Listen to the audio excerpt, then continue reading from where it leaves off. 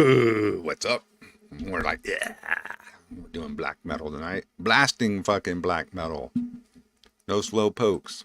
All speed. We got many yet. We got JD. What's up? Good to see ya. Got Qatar. Got Justin Wild. Fucking got Marcus. What's going on, folks? Hope you all hear me well. Hope everyone's doing well. I noticed everybody's been doing show and tell lately with their CDs and such, so I'll get in on the action. I'll get up, kick over everything, knock off my headphones, do all that fun shit. Let's see what I got here in my stack. I want to play this one. Here we go. Hopefully all this doesn't fall over later.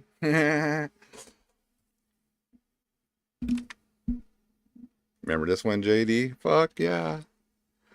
Keep a Callison with Attila on vocals. They're probably their last good release because everything else after this was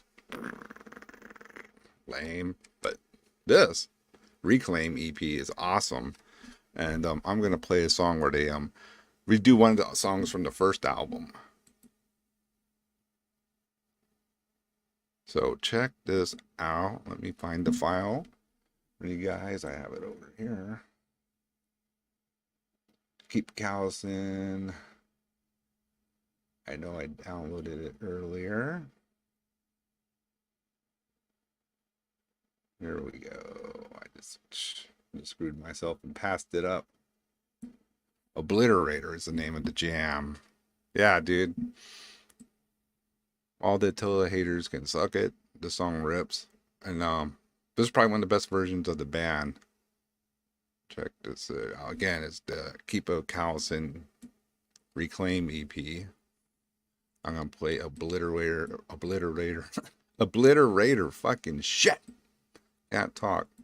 From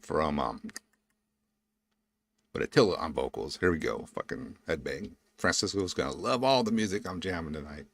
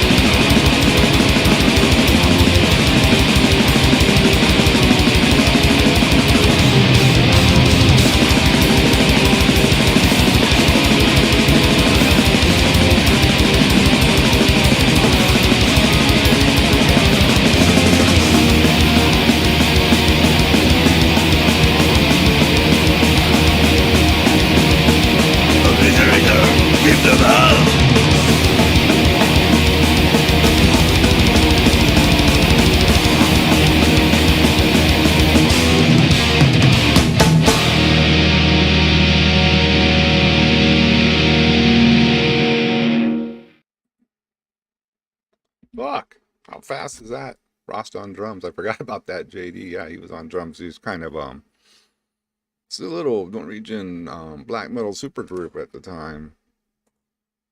Keep Calcin. Fucking and of course Attila. That was like when Attila was coming back and starting to do more too. But I liked on this he kind of, you know, does little unique performance that isn't like his Mayhem stuff. Everything is pretty cool. All right. Keep it in the icy fucking Nordic north. We're gonna keep going with more blasting black metal.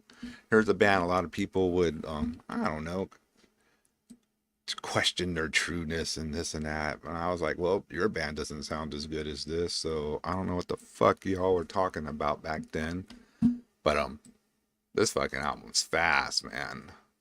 It is a speed fucking freak. It's like the rest of the show tonight, it's all about speed. This is Ethereal. Here we go. Lords of the Night Realm. I don't know if anybody picked up this digipack back in the day. It fucking ruled. Opened up. You know. There you go.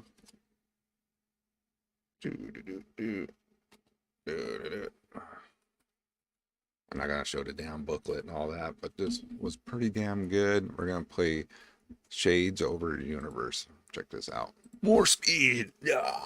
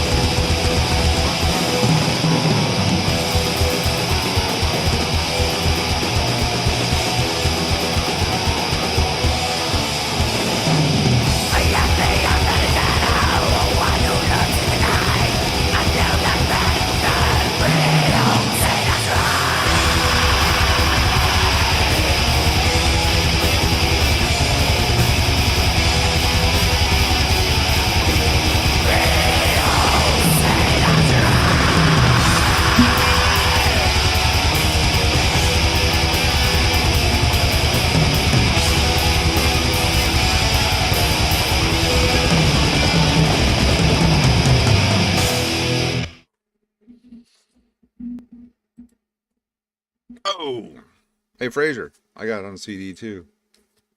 See, right here, bro. Got it on CD. I got it on CD. Now, what's he saying? You got the shout out. Oh, I know. I'm gonna talk about that later. I'm gonna talk about that later. Oh, who the fuck's calling me at this time? Who the hell is this? Shh. Tell you, don't get a fucking phone call for hours. Hey, you're going live. Let's call him right now. I'm here and Fraser's queer. I was watching somebody's YouTube video today and he gave you a shout out. Uncle Carl. Yeah, I'm not Fraser's little brother. Mr. Francisco, don't you be jealous. You still my little brother too, okay? You don't understand. That fuck up, Fraser. Oh, you're cracking us up, dude. What are you talking about? Okay, now you know what I'm talking about. Yeah, I saw good old Mordant Red, who I like his channel, and I talk with the dude here and there. And he did a shout out to the channel and said some cool things about Pius Leader. So fucking shout out right back to Mordant. Fucking killer, dude. Support his channel. I think it's fun, hilarious, total metal comedy. Good fucking channel. And the dude obviously isn't some poser. He has like hell of fucking old shit in his collection, not some dude. Yeah, he's going live tomorrow. So check that out. I'm going live tomorrow too in Harlingen, Texas. I'll talk about that later. What's up, Santiago? I'm gonna try to do some Spanish for you. Necron Chigon El Master of Music. I appreciate that. Necron with his hair down, gonna be a serious. His hair's washed, man. All right. What? Oh fuck yeah. Noelia, fucking killer show last night. Picked some good jams. It inspired me to do some blasting black metal. Why? I don't know, but it was a cool show. Good job on the Joaba. Had a good time watching that. Another Anna watches video tomorrow. You're gonna watch it. I know what you mean. Time for another fucking video. Yeah, I love that shit. It's hilarious. I also love this band from Canada. Oh, segue. Frozen Shadows. I'm going to try to say this name right. Hantesis. They were fucking blasting. Well, more than a blasting, but a really good Canadian black metal band. Frozen Shadows. But the cover's a little silly looking. You know, can't win them all. Let me find the file for you guys. This shit is another blaster piece theater, but they mix it up too. Not just constant, even though I wouldn't care. I'd be like, yeah, cool. Just blast all you want, motherfuckers.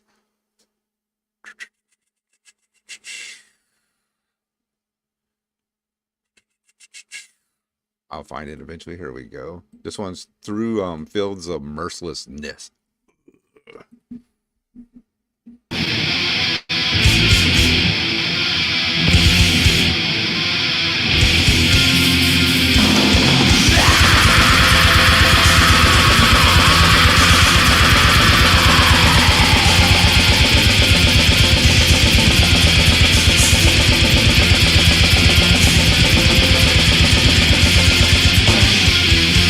Beyond the night we stand.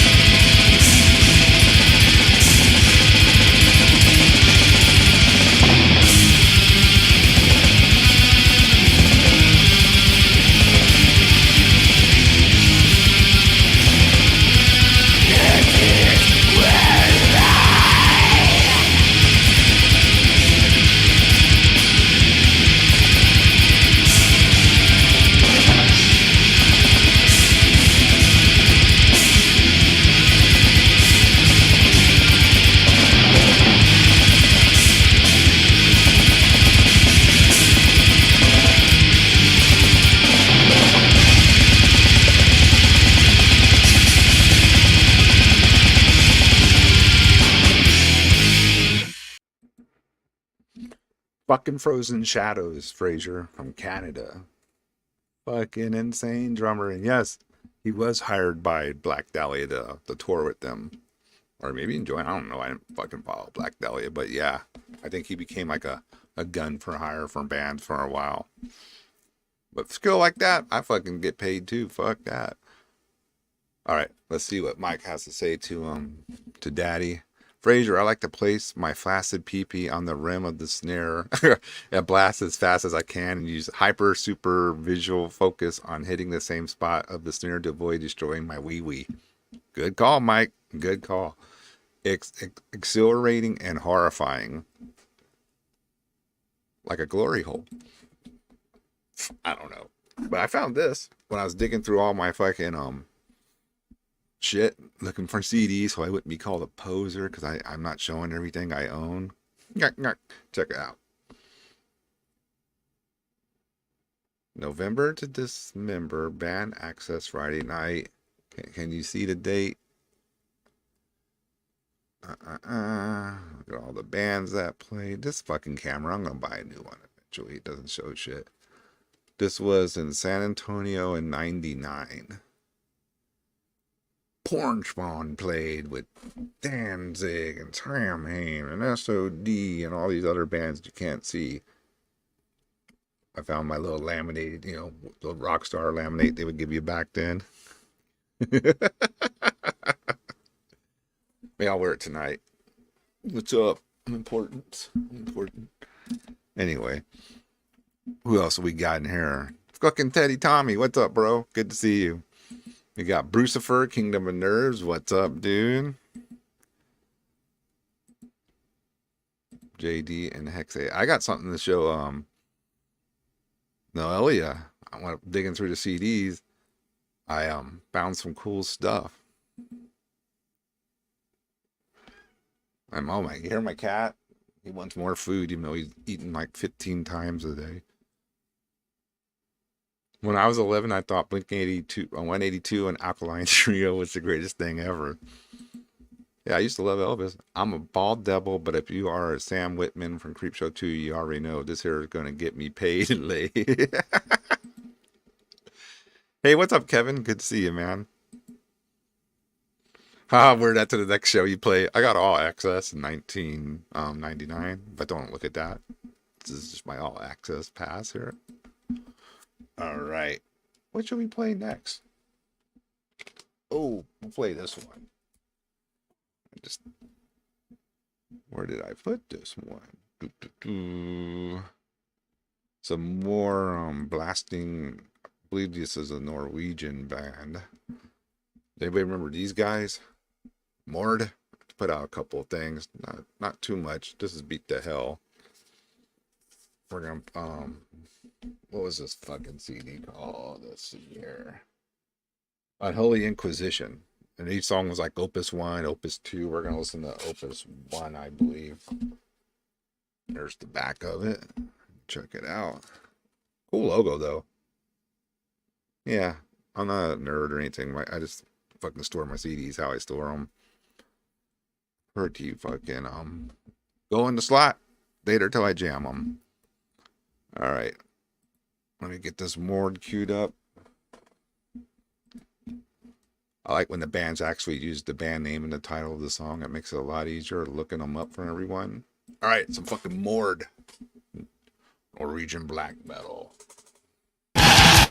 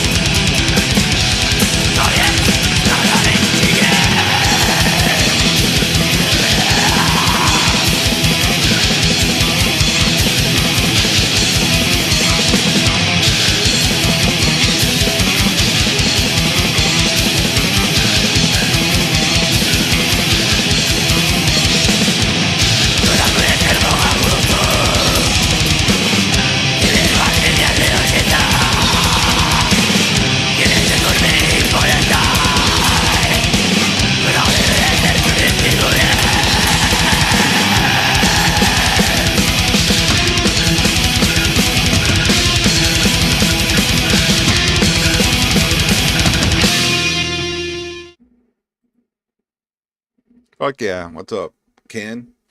I'm not calling you Uncle Ken because we're probably about the same fucking age. What's up, bro? Good to see you in the chat. Yeah, man, this fucking Mord rules, and so do the other albums. But I always really like this. I believe this is the first EP, correct? Correct me if I'm wrong. What's going on, everybody? We got lots of people chatting it up.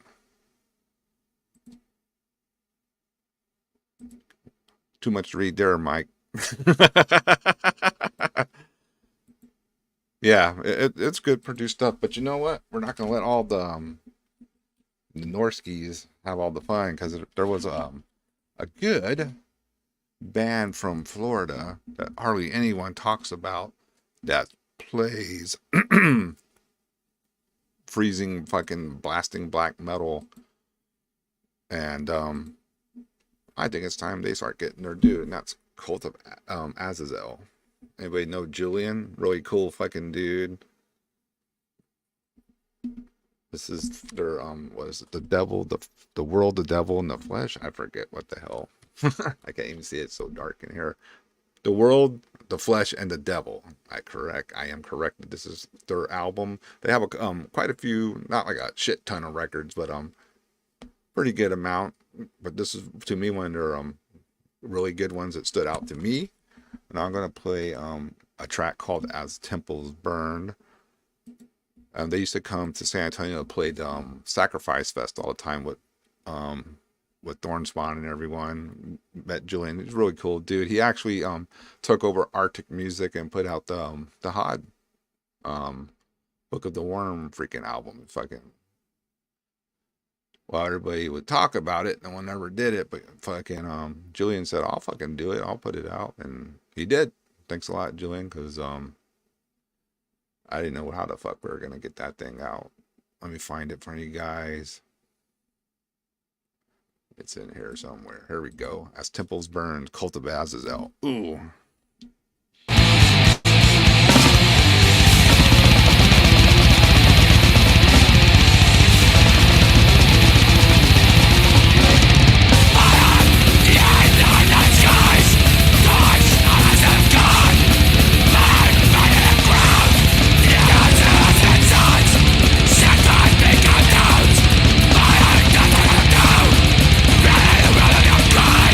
Slashing your face, and then singing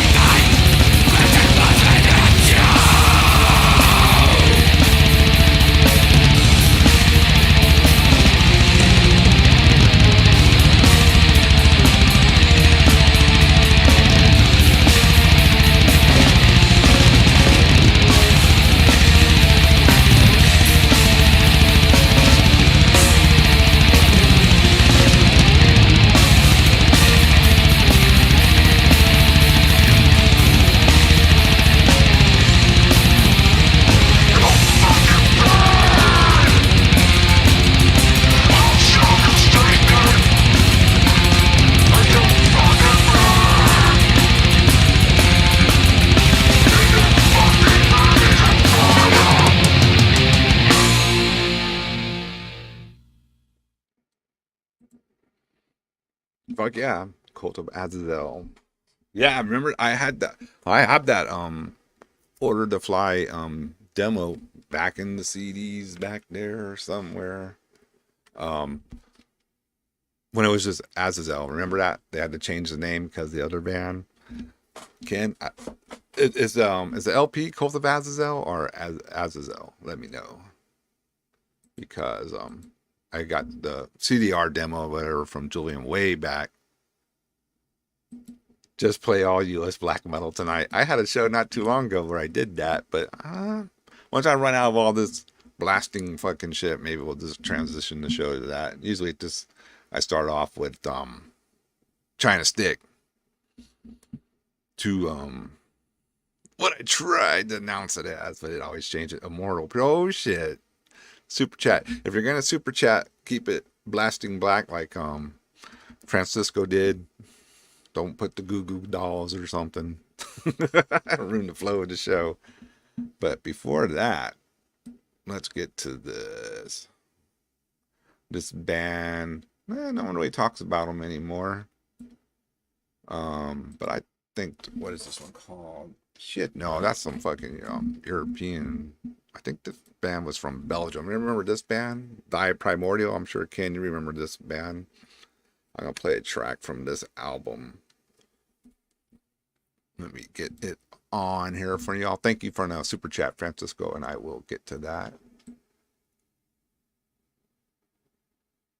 Just have to find this jam for everyone. Got all these Absu songs in here. Woo-wee. There we go. Let's try it. Let's try it. I think they were Danish. Could be wrong. What super chat? Oh boy. Yeah, you probably don't know because you don't monetize your channel, but down in the chat there's a little dollar symbol thing.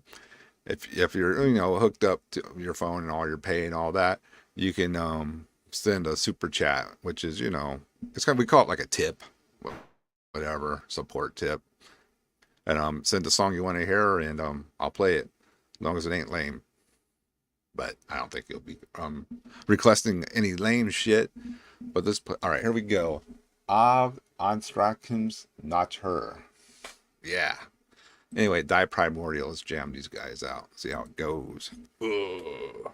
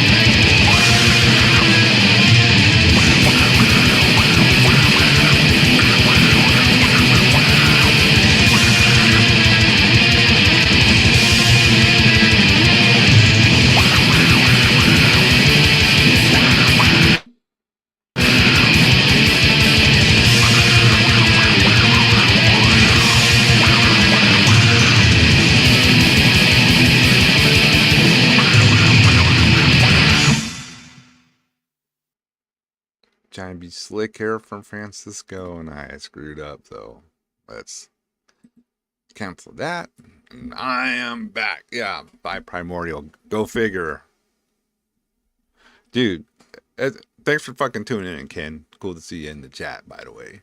If you want to hop on, just let us know. We're just blasting soul freezing black metal tonight until the show changes up. But I'm going to do this for a while. I want to blast them, blasting black metal. No, what is Fraser? Yeah, I was wrong app and nobody's perfect. Well, you need to be the right app, Fraser. You got to get that correct. Speaking of getting it correct, let's try this one more time. Let's play some Immortal from Francisco in his super chat. My slow ass can find it. Here we go. Some fucking pure Holocaust, pure Holocaust.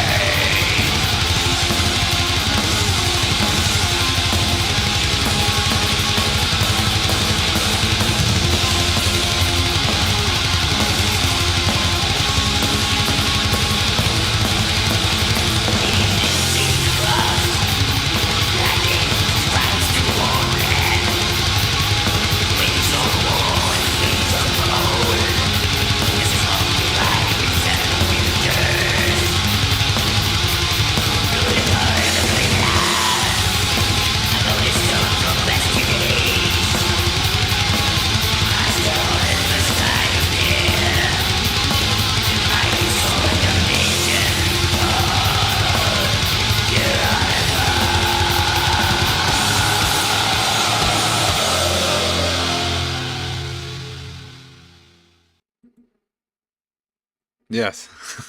What's up, fucking Harold? Star Wars riff. Yep.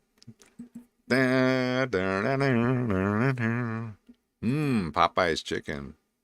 I'm gonna have some Mama Margie delivered here soon from my beautiful and wonderful wife. So looking forward to that. That's when I'll be playing the 10-minute epic black metal song because I'll be chowing down on a plate of fajitas. Yes, sir. All right. Okay. Mike V calling out the big duns. Here we go, Mike. What is this? You want to hear some real blasting black metal that will put little prickly hairs on your tiny retarded cock? Then stand and listen in awe to the satanic mastery of Blood Chalice. But will it freeze your soul? That's the point. Will it freeze your soul? All right, let's fucking get Mike's super chat here going. Thanks again, Mike, for the fucking super chat, by the way. I will play the Blood Chalice. Celestial Conqueror, right? Celestial Destroyer. I stand corrected. I think I'm almost there, folks. Almost there. God damn, I really do need to clean this shit out. Found it. Blood Chalice. Here we go. Boom.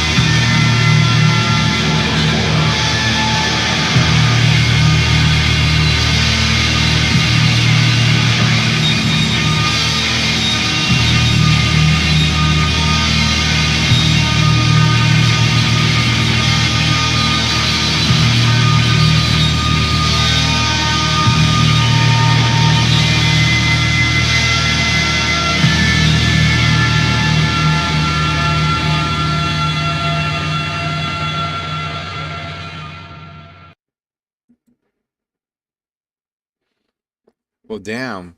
Mike B coming out just with the heavy guns with Blood Chalice. That shit's good. I need to pick that up, by the way. Fucking heavy. Now, what did fucking Frazier just say? What's going on, Bro Cube? Want to call you? I'm not sure. What's up, Bro Cube, by the way? Good to see you in the chat. What's up, DJ Hellhammer? I saw you popping in, too. Good to see you. I fat fingered and blocked Interfacer completely by accident. Oh, unblock, please. He did nothing wrong. $6 at Hell's Headbangers. Now we're talking. Those are my type of prices. You know what else I like? This band Infernal War from Poland. One of those bad bands. Ooh, scary. Controversial. This is their EP. Congogulator? Some shit like that. How do we say that? Conflagrator. I don't fucking know. But it's this EP from the early 2000s. These dudes, speaking of insane drummers, I played these guys before on the show. He is fucking fast. Ridiculous fast. Let's see here. I think we're going to play a jam called The Purifier. So that'll be under Does. Oh yeah, dude, Terrafront rules. That's fucking amazing. Back in the CD stack of mayhem. I really do need to organize my CDs. Teddy Tommy would hate me because I sold all my fucking records to get out of a debit fucking hole. But I made some fucking cash. I ain't gonna lie. I made some cash and it really helped change things for the better. So sometimes it sucks, but you gotta do what you gotta fucking do sometimes. And what was this fucking track? I forgot. The Purifier. God damn it. Yeah, these dudes fucking rule. I'll find it for you guys. I got so many fucking does in my Lord Necron's chamber of jams there. There we go. Let's jam out. I might throw a live track afterwards.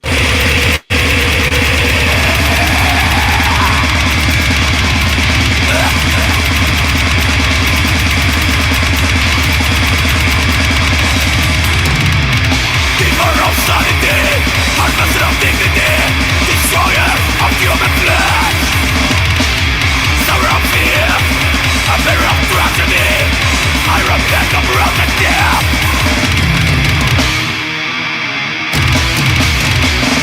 I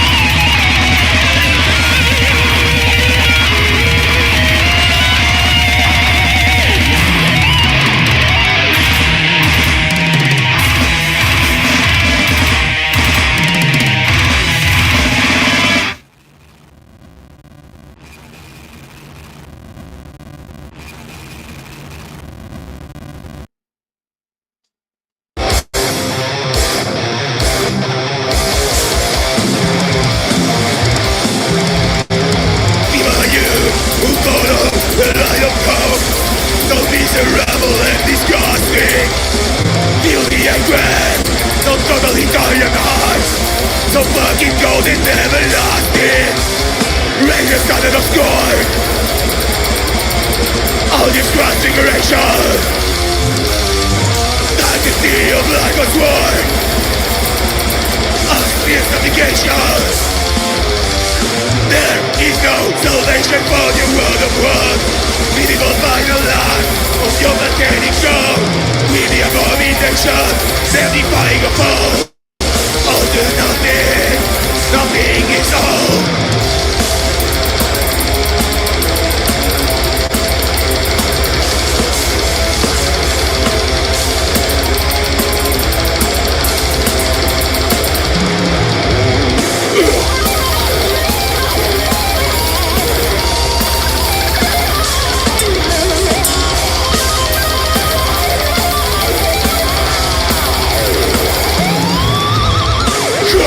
The stone, we hit into blade. And from his thoughts it's all becoming. Frozen adaptation, thoughts of death, DMI, all to nothing. Chaos and growth, good. The soul of clarity, good. The unification, good. The sinister goal, hail, hail, Satan.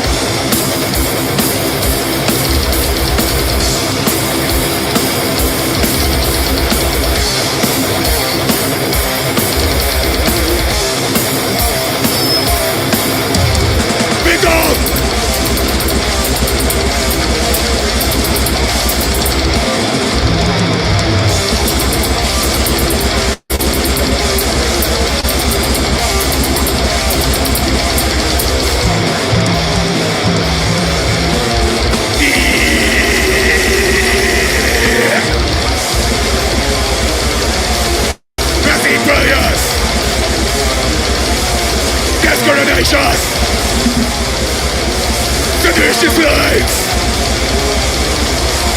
Spears of negation!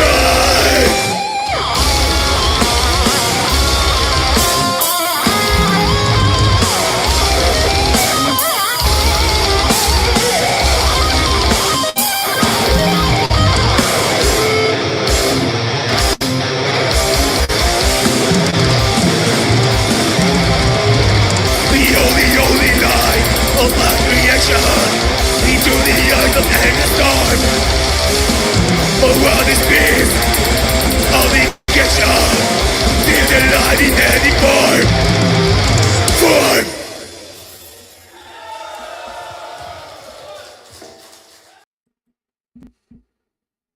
Yep. Fucking Infernal War double dose. Nick, I'm gonna try to find your jam. The one I tried to upload, they're not letting me upload it. I have to do a request, so may have to find an alternative for your ice apocalyptic blizzard regimen. But that ice band is good. I heard them recently. Yeah, but you're reading the tone of the show, so that's cool. I like that. All right. Well, you never heard Infernal War before, but I'm a fan now. Yeah, they're fucking intense. They're always fast. You know, it's fucking black metal, man. It should be a little controversial, but people, of course, blow shit out of proportion. They just fucking play no compromise black metal.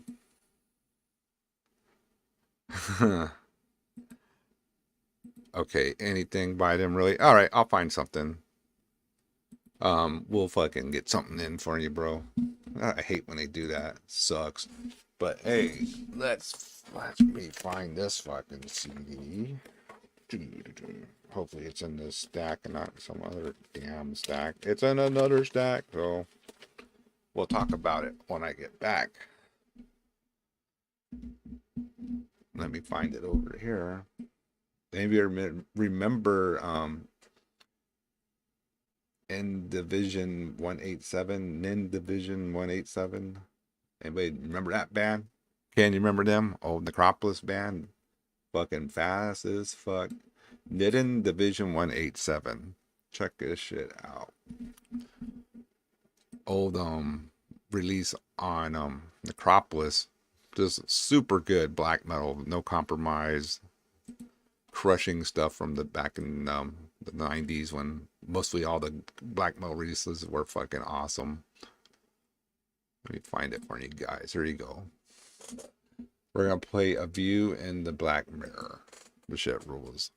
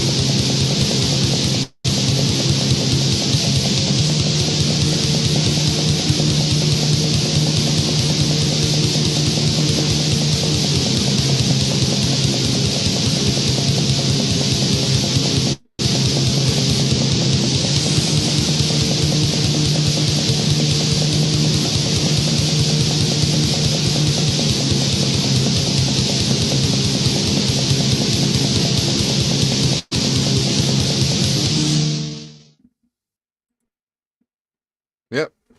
More Swedish black fucking ice cold black metal from the 90s. Okay, what is work with me, StreamYard. Yeah, that's right.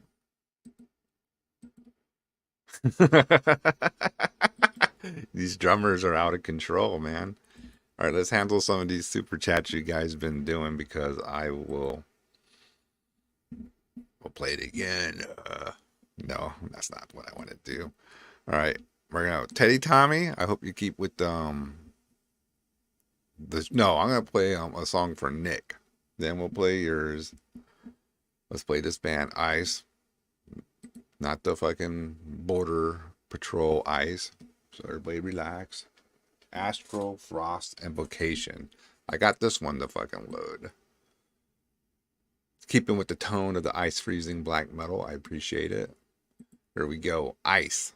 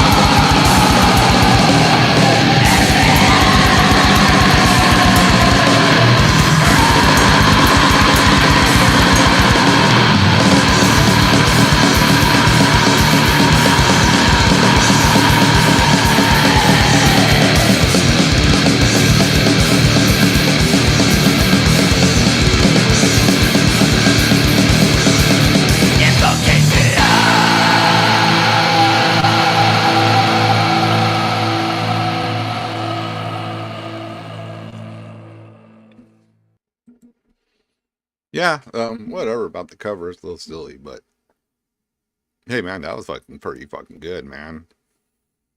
I like that shit. Oh, yeah.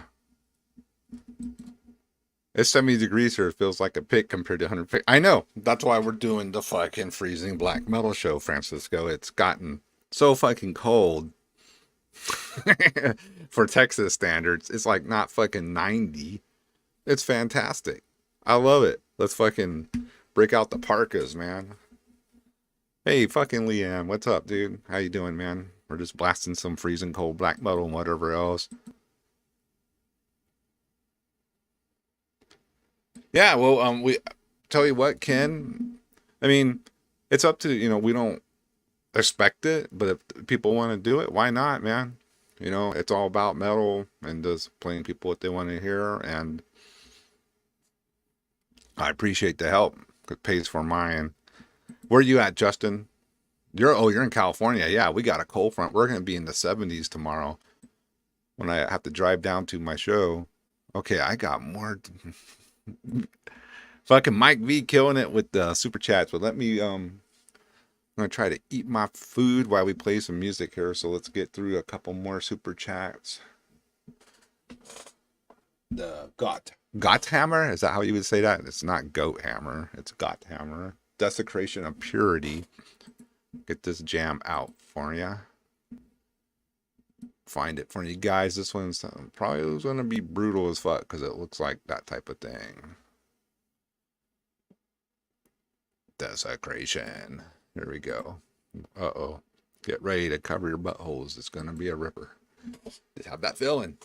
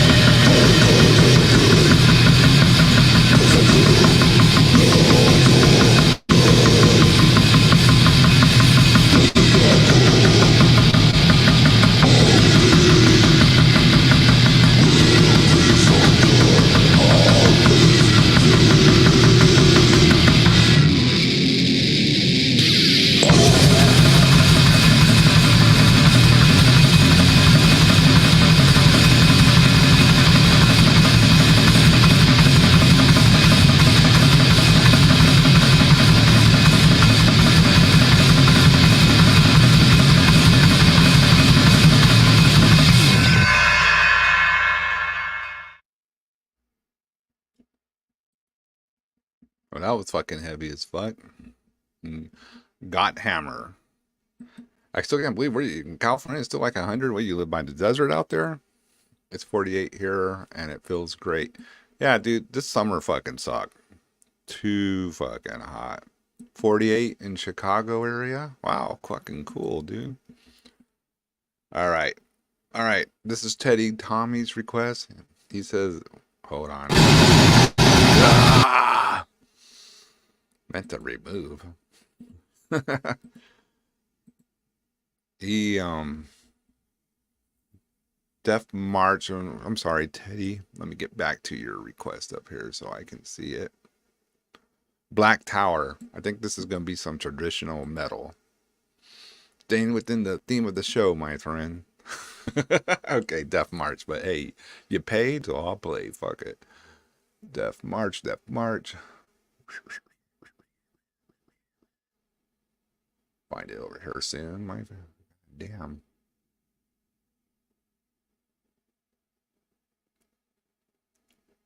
Oh, it's right by the Death Strike.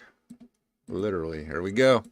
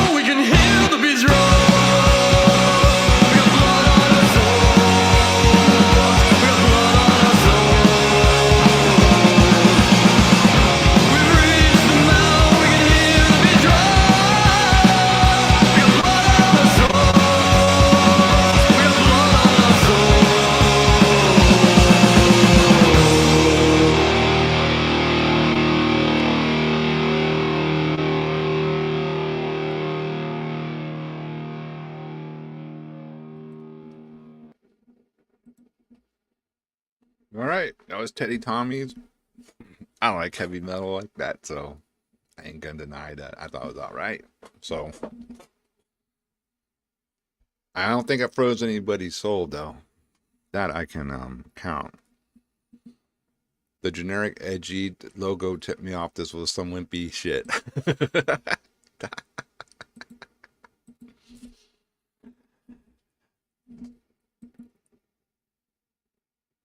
You know, that's the way it goes sometimes, Teddy.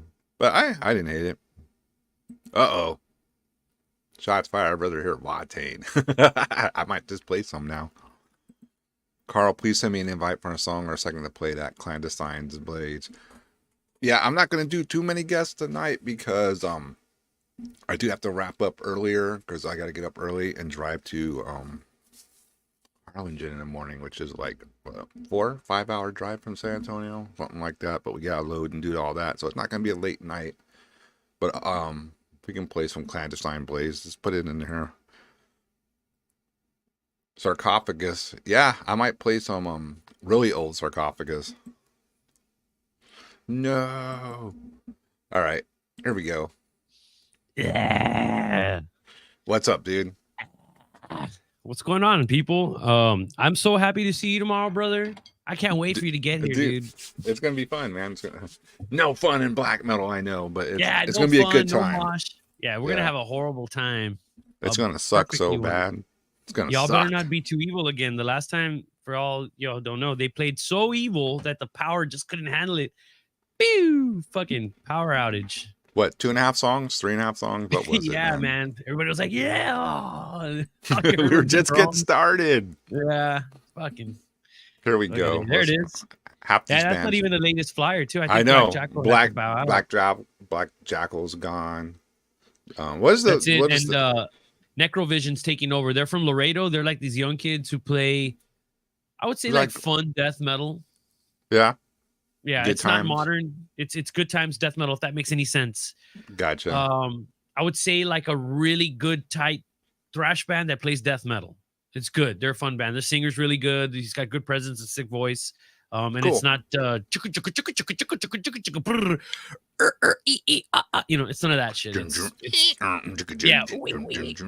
Yeah, fuck all that. Flipper core is what I call it. Yeah. Nah, they're a good band. They're fun. They're a good band. I can't wait. They're it's good to see young people. Dude. Think about, I mean, do you ever think about this, man? When we're dead, who's next? Like, I do think about that. Dude, we're a dying breed, dude. It's kind of sad because then when you hear new bands and you find out everybody in the band is like 40 over anymore, you know. Like, yeah. You badass, same dudes again. You know, it's like we need new, fresh blood, man. Like this shit has to keep going like it has been for the past 30 plus years, 40 years. Yeah, well, I'm sure there'll be some kids. There's always some. Oh, Justin got you covered. Boom. What's up, Justin? Dude, that boom shit I do is like from like chat room shit, AOL chat room. Fucking stop. Way back. Unholy Metal Room. All those things, man. You know, there used to be this remember what's that Winamp? Or Real Player. Was it Real Player or Winamp? It was one of the early forms of streaming radio. It was still called radio. Remember. There was this one website called kcuf.org. Has anybody heard of this? KCUF. If you can't spell, that's fuck spelled backwards. They would have like different, like kind of like what we do, but like more traditional in the sense that they're like disc jockeys, right? So they've got their radio shows and it's all internet streaming back when, right? 2000. What year? No. 1990, 97, 98, maybe 99. It was pre Y2K, right? KCUF.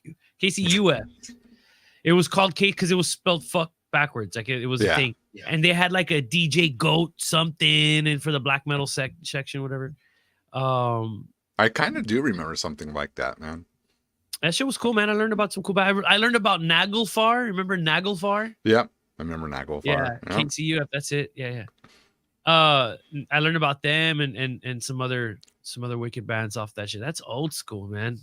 You know, and I was Yeah. like 15, 16. We're the So, 15, 16-year-olds, today into black metal. I hope they're out there, man, and fucking making bands. dude, they gotta be, right? I mean, shit. They gotta be. I mean, there's gotta be some kids out there fucking tearing it up that we just don't know about yet.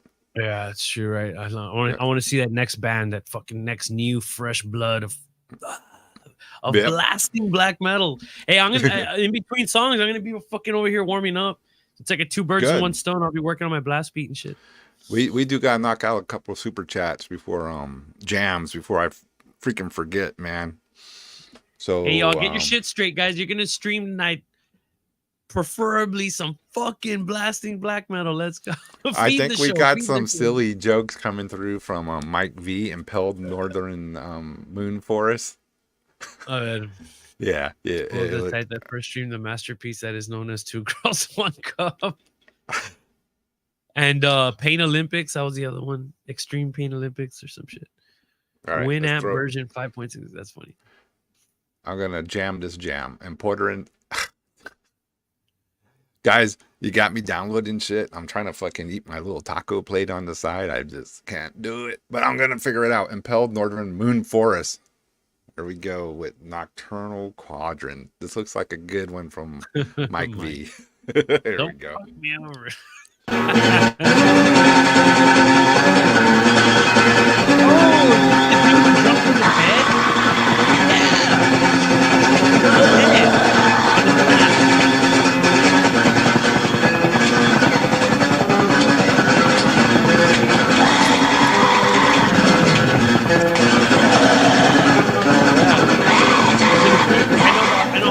I think Mike is trying to make me lose viewers.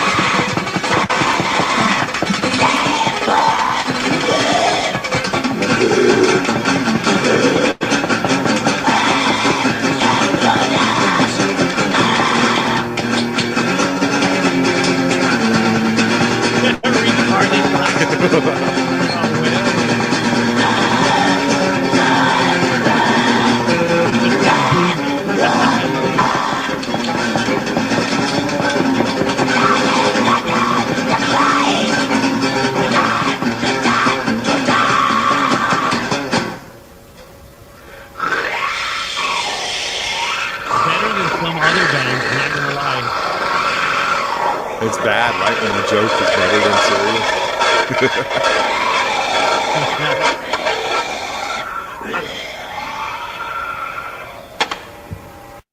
Okay, so no joke, honestly, Mhm. to praise what we just heard, the very first Mayhem demo. Do you remember how it starts? He's all Dude, like, it's been a while, but I know it sounds terrible. Doom. No. I'm saying what the song is, the intro. He hits a tom, right? Doom. And then and it's you can tell they're all standing around a mic, they're these young kids. And you're kind of Venom-esque, He's hitting a floor tom. That was like one of the first fucking songs from like what is the epitome of true black metal and whatnot. And it's like this. It's like it was this humorous. All the little birds are singing, all the butterflies are too. We are very happy, and we hope you are too. You remember that shit, dude? It's on the Voice of a Tortured Skull demo, Mayhem's demo. Dude, it's just like this shit, man. It's got this jovial, I don't give a fuck troll attitude. And then, of course, then the music kicks in after that, right? But yeah, if y'all don't know what I'm talking about, listen to.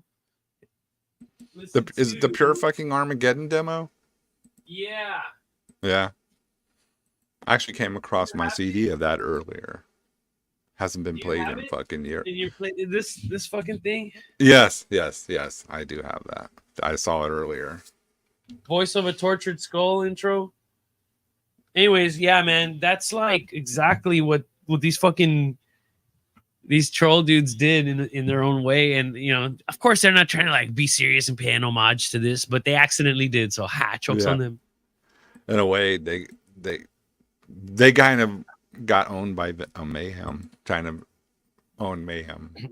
I guess, right? In a fucking roundabout way. Oh man. Nirvana. Mm. All right. Okay. All right, whatever. Okay, now we're gonna play Harold's pick. Echoes. If it's Harold, it's normally fucking prime good fucking metal. Harold is I'm not quite taste. sure if this I is mean, what's serious. gonna But well, I just saw it real quick while I was downloading it. Okay. We shall see. We shall see. You make it seem like it downloads in seconds. Either you have a fucking I have a fast computer. Yeah. Oh wow. It's all about your internet speed too. Yeah. Yeah. If you pay for that fast dash. Oh shit. And then curses. Wow. And curses. That's a good call. All right. Death of the Fad of Metal Echoes. Let's check this out. Like the title. Oh shit.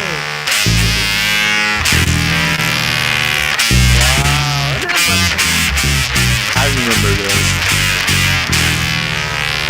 Good songs that do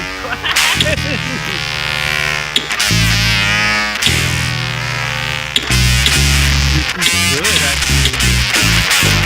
Henry, no. I want to kill everybody.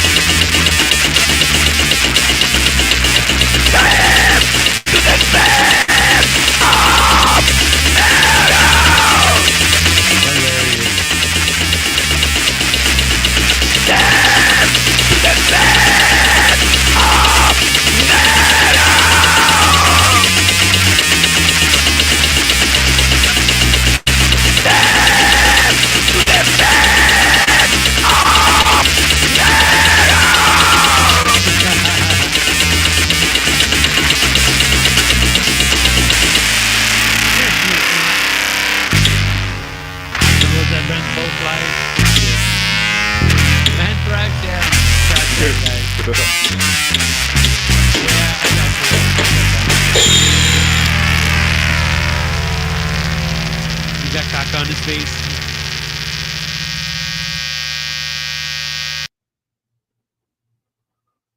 All right. 2 thumbs up. I'm sorry. I liked it, dude. I loved it.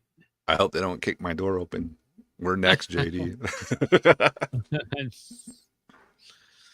All Can't right. kill a tune. Okay. Recorded in the back of the small bus. Not even. That was a Homosexual PlayStation activity. 1. Right? Yeah. It had those, you know, wow, you won't believe how that killed the views, by the way. Thanks. Oh, no shit. Seriously. Yeah, dude, they just like plummeted. Everybody's all, fuck that. Yes, the Clandestine Blades. Send me a link in my email. I'll play it. I will play it. But, all right, now we're getting back to some serious. We're going to play some Master Hammers now. Master's Hammer, and then maybe some Catharsis. Oh, I got and Cursus. I got to get that one downloaded too. Oh yeah, that's a. Oh yeah, we're doing the The jukebox. Don't rock. Yeah, we're the doing a jukebox, and then I'm gonna shut down the jukebox and finish off the jams I wanted to play. with some. Play some black, blood Puro freezing, blasting pinche black metal. Yeah. Some fucking 87 degrees Fahrenheit freezing black metal. Texas Love freezing 87. black metal, bro. All right. Here we go. Let me find this one for you. Yeah, Super I'm gonna chat mute myself so I can blast along with what you're doing. is I believe what's the song called? Genevieve. You know, it's Master Hammers. I can't. G. Here we're gonna find it here. I'm almost there. And here we go. All right, here you go, man.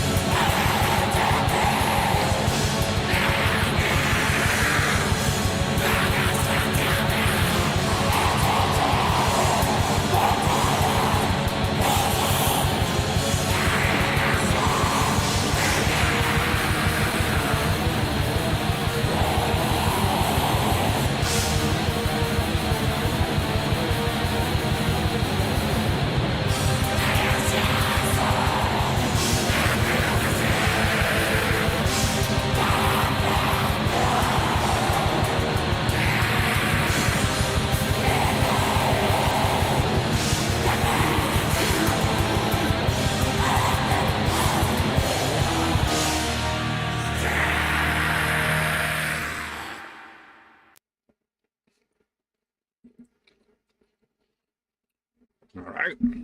Taco time. Mm. And Curses. That band was kind of like a lot of members of Demon Sea were in the band. They had BJS. What's the main guy from Demon Sea? I think he played drums on it. I forget the blanking, but the main guy from Demon Sea, he was in it.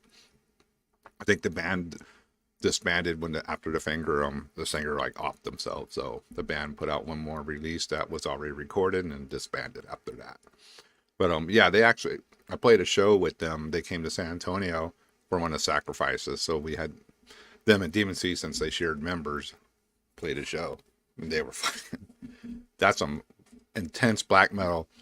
And Ken, yeah, there's two, I think, there's a 7-inch that I have. There's one EP and another EP that you can get from Incursus if anybody's looking to pick them up. They're really good, really underrated American black metal. Yes. Exithra, however you say the guy. Rob. If you know him personally, yeah. Yeah. So, yeah, they're a good band. Real good band that's disbanded. Were you able to hear any of it, or were you doing other things? You're muted, bro. That was you, dude. You muted. Was it me? How did I mute you? I don't know. I was just there in the screen and it said you're muted. I'm like, what the fuck? That's funny. That is weird. I did unmute it. But I was like, I don't know how I muted you. I wasn't even over it's there. It's the government, the CIA. Yeah. It's ICE. The band. Yeah. Okay. Eternal Funeral Trances are full length. Yeah, that's a fucking killer one if you can pick it up. I have no idea. You can probably find it somewhere. Do you have in your compendium of metal noise to stick in theme with tonight's thing, Triumphator? Yep. You have that one? I haven't heard that in a fucking, I don't know, when did it come out? In 2000 or 2001 when that album came out or something like that? Yeah, it's that was got that symbol with the, that was Ariox from Funeral Mist, Arioch from Funeral Mist. He was the singer of that band prior. Good. Another Necropolis release, right? It wasn't it? We'll ask fucking Joker next week. That is gonna, I'm super stoked about that. I can't wait to hear that one. I'm gonna enjoy the shit out of that episode. Yeah. He hit me up, said he's doing better. He had been out of commission. He had to get some surgery on his eye or something. Something. I don't know for sure, dude. But he was having fucking problems. He was out. We'll ask him about it if he wants to talk. Yes. Ken, yeah. That album, Wings of the Antichrist. Yeah. Yes. I might have it down in the stack of CDs. If you have that on physical, that's Mama Malone. If you have that on physical. I'll find it for you and I'll show it here in a minute. I'm trying to throw down some food before it gets cold. Get that song going, man. Get much out, dude. Yeah. Let's see. Let's find a longer. There was somebody in Triumphator before to help you kill some time who somehow ended up either in Dark Funeral or in Marduk. It was one of the drummers, I think. That sounds about right. Oh, do you have any Allegiance in your collection? Dude, all their albums rule, man. That's the other Marduk, the Swedish Marduk. Yeah, dude. Basically, like almost everybody in Marduk, right? Yeah, B-War. Yes, DJ knows. Marcus from Shadow Records was in Triumphator. Oh, no shit. Yeah. I thought Triumphator was a Swedish band. Shadow Records from Sweden. Sweden? Mm-hmm. Okay, that makes sense. Okay. Sorry. Yeah. Yes, sir. Totally cool. Necron, I've been eating in between, dude. I got a little plate sitting over here hiding. You can see my drink. Big Kahuna Burger, Mr. Gaddy's. No, Mama Margie's fajitas. Mama Margie's. Chicken. Yeah. Because I'm not going somewhere where they don't serve a lot of Mexican food tomorrow.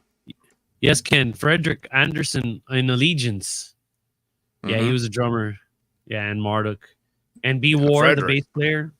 Hmm. Right, both of them in Allegiance. Yeah. And Joachim was a previous Marduk singer, and he was singing for Allegiance. Just fucking sick.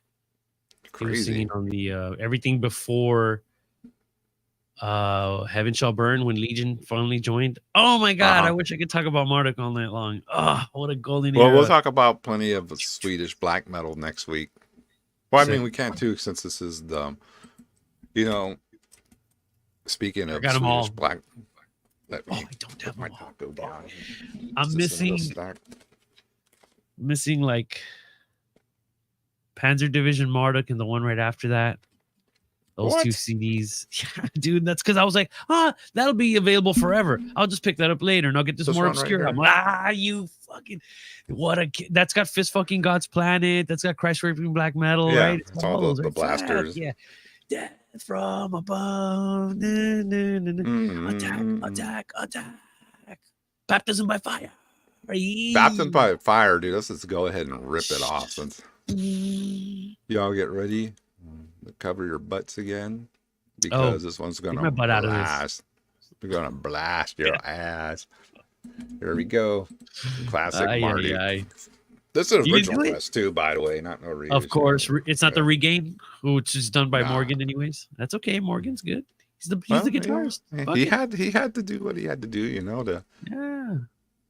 That's what's funny. They can send threatening letters and all that, but no one's really gonna take you to court unless you're like Taylor Swift or some bullshit. There we Yeah, go. DJ Dark Endless Rules. Okay, go. Yes. Yes. What an intro.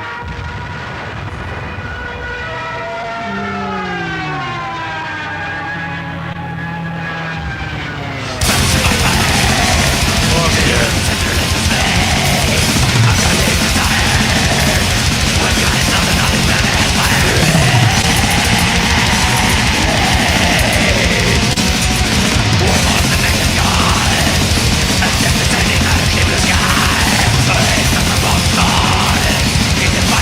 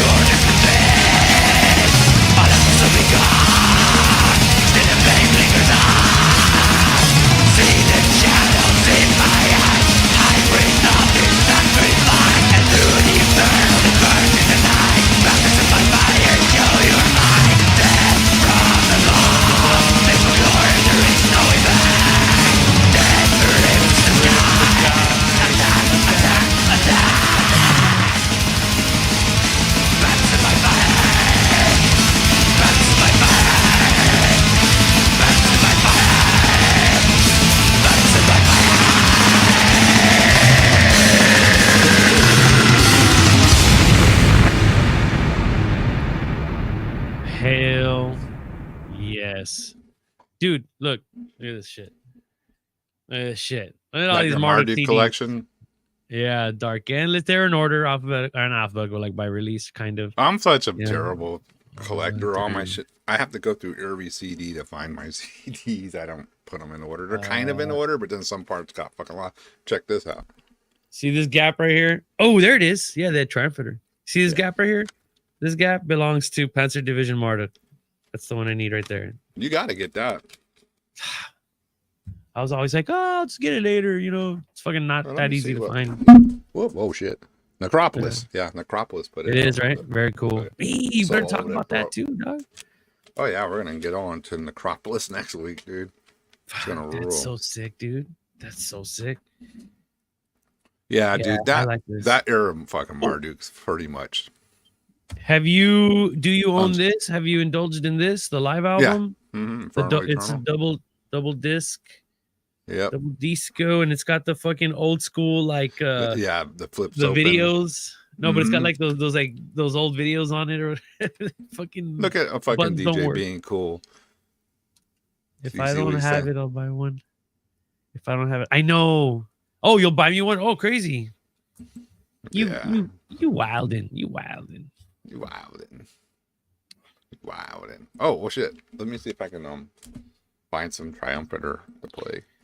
Keeps your dumbass unrelevant politics out of artistic. You know, that's what great thing about black metal is. It's anti-life, anti-politics, Mhm. anti-religion, anti-bullshit. It's anti all that. And they start putting in their politics, that's more punk rock. It's than no black longer metal, black metal. Yeah. You know, that's just It what is it no is. longer black metal. It's not even the it's satanic. It's like, dude, like, come on, man. Fucking supposedly Slipknot satanic or whatever, and they're not black metal at all, dude. No mamas, dude. The fuck Come outta on, here. man. Sicko. Yeah, Come so on, man. it's not Yeah. Satan that makes it black metal. It's the anti-organization, it's like Euronymous put it, dude. I'm sorry, but in a way it's kind of true, even though I don't really agree with it. But no mosh, no core, no fun, no trend, no nothing, no life. I mean, when you break it down to the super core, that's black metal. It's very especially, you know, negative.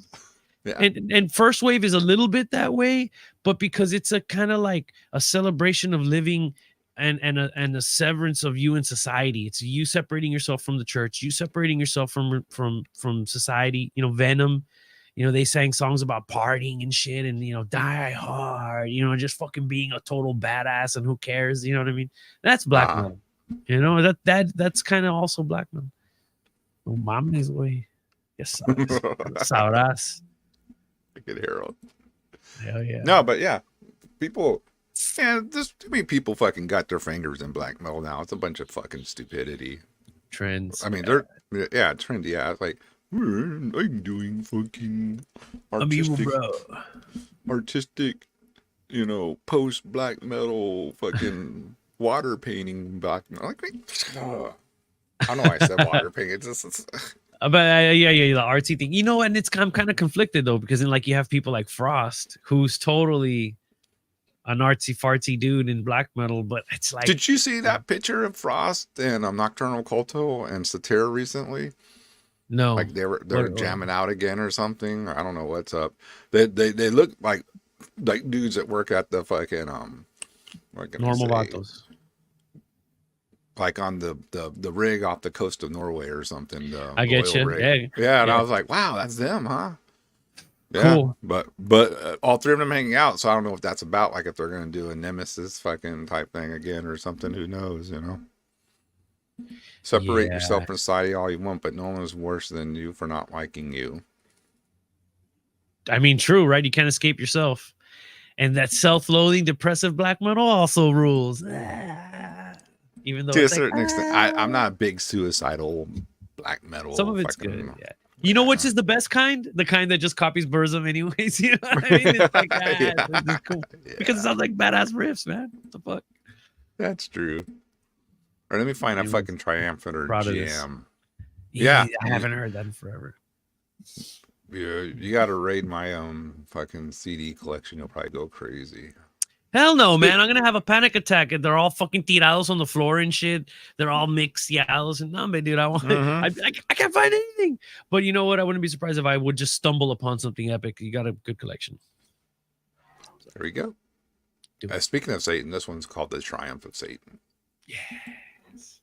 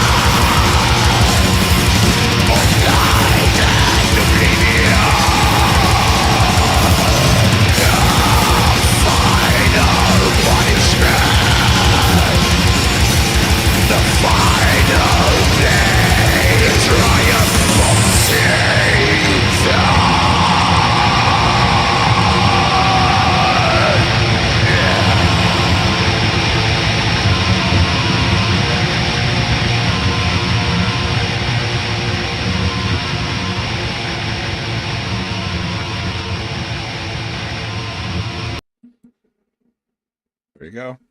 There you go. Hell yeah. Allegiance. There it is. Not Allegiance. Triumphator. I'm going to play Allegiance next if I find the jam. Yeah, just they're cool one if you can find it. Whoa, Whoa, hey. Whoa. Fraser. Be careful, Fraser. I love that fucking explicit content warning. It's so funny. Oh, dude, I forgot I had that. Let's play that, man. Because I mean, you should. Might as well. For good might reason. as well. I mean, where's it at on here? Fuck, man. I'm just a that should be right there all the time, just ready. Yeah, I passed it up. Here we go.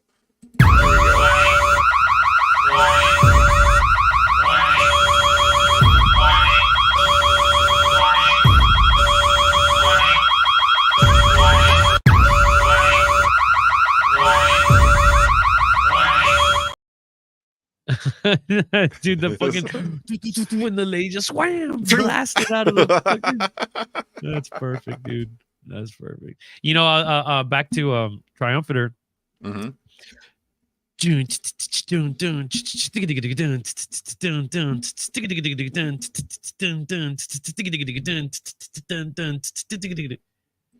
$50 albums that literally it's like a loop. It's the Frederick Anderson loop. You just press play. It's like fucking the album you just played, the Marduk album you just played, the Triumpher album, some of the Yeah. fucking Oh, yeah. Legion's album. It's Dude, his rolls are fucking fast as shit, though. Yeah, I mean, I'm sure. but I'm sure JD it's like can you, handle them, but fuck. but- Yeah. Come on. it's the consistency that is impressive, and I'm just saying it sounds so perfect that it's almost a sample. It's like they pre-recorded that beat and be like, okay, 16 measures of blast, just put that, just play it and loop it, and they give him the credit. You know, why not? I mean, I wonder what. Isn't he? Oh, he's in some band now playing guitar, dude. Did you know that? Fuck. Frederick Anderson playing guitar. Yes, he plays guitar in some black metal band. All right. Yeah, and I watched it one day and it wasn't too bad. I'm sure it's good. He's Yeah. into good shit. Yeah, I mean, I'm sure he wouldn't go out there with something fucking lame shit. Yeah, we talked about that earlier. I don't know if you were listening, but Morden Red fucking propped out my channel and Pius Levis. I was like, hey, thanks. Yeah, I saw that. I said that's. I mean, I didn't see that, but the mention earlier. Yeah. Yeah, he's a cool dude, man. And you talk with him, he knows what's up. Dude, his show's super cool. I mean, I don't want to like get people give the wrong idea. You know, like I say it's funny, it's comedy in myself, but I take it seriously because he's got a funny way of giving an honest, genuine analysis or a message on something. So it's not like I don't take it seriously, but it's like we're having a good time at it, you know. So it's a good way of not taking himself seriously, but being a fucking serious badass. Exactly, a perfect way to fucking describe him. Yeah, it's cool, man. Because that's thumbs up. Like he doesn't take himself like obviously serious, but he's serious. JD, right? On a scale of 1 to 10, what would you rate yourself at? Question marks. At what? Rate myself at breaking necks and looking pretty. I'd give it a 9.5. You know. That's your fucking thing. No, I'm just kidding. I'm here for 2 reasons: breaking necks and looking pretty. And we're almost out of pretty. Yeah. Oh, you have it. Flex.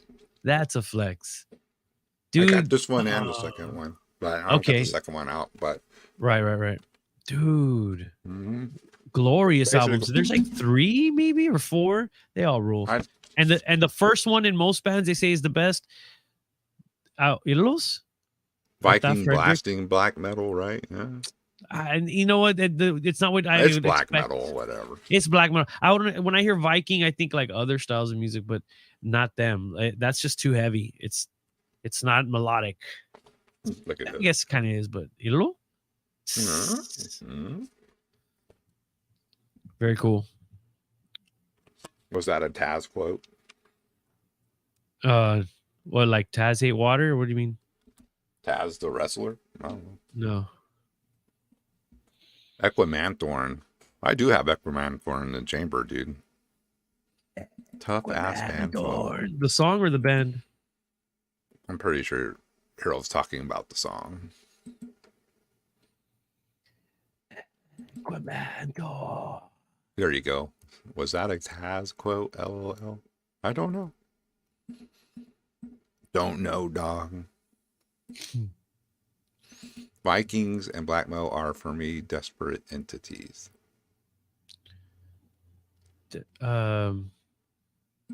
Desperate, or did I read that disparate? Maybe I'm too stupid. I don't know what disparate means. I gotta Google it. Put Zivian Root. Oh, some Root. Remember when we played Root the other day? Yeah, but you picked like the intro.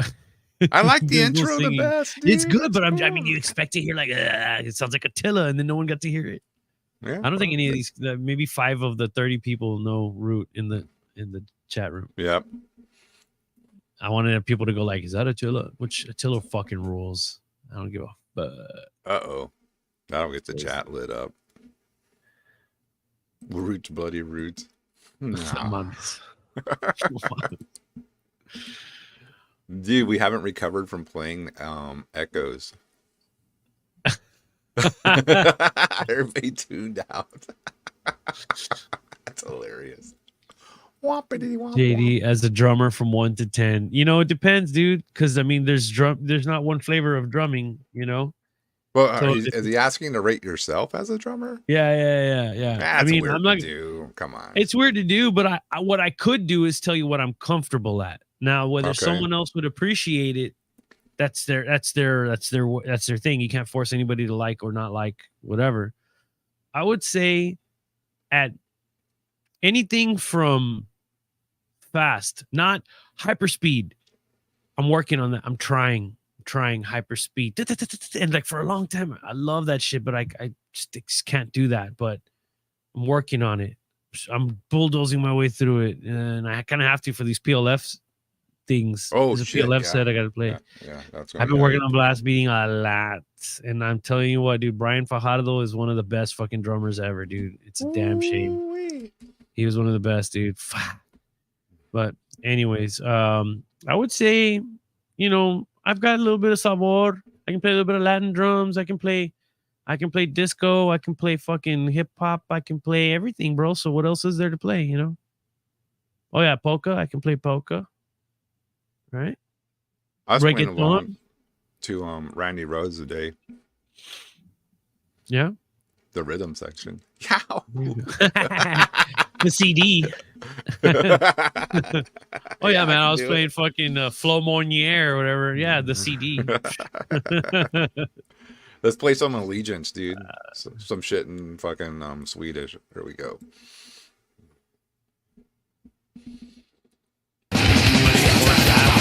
Yeah, my bro.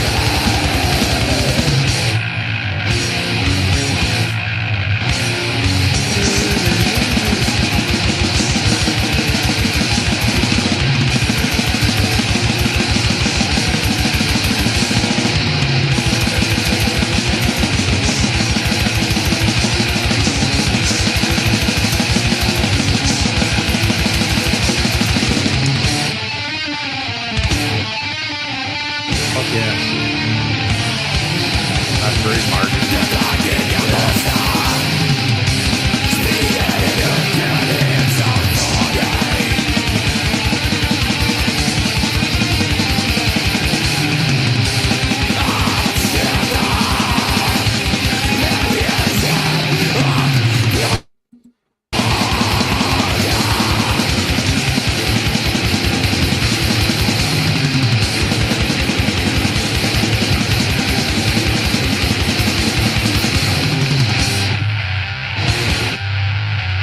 E-Wars.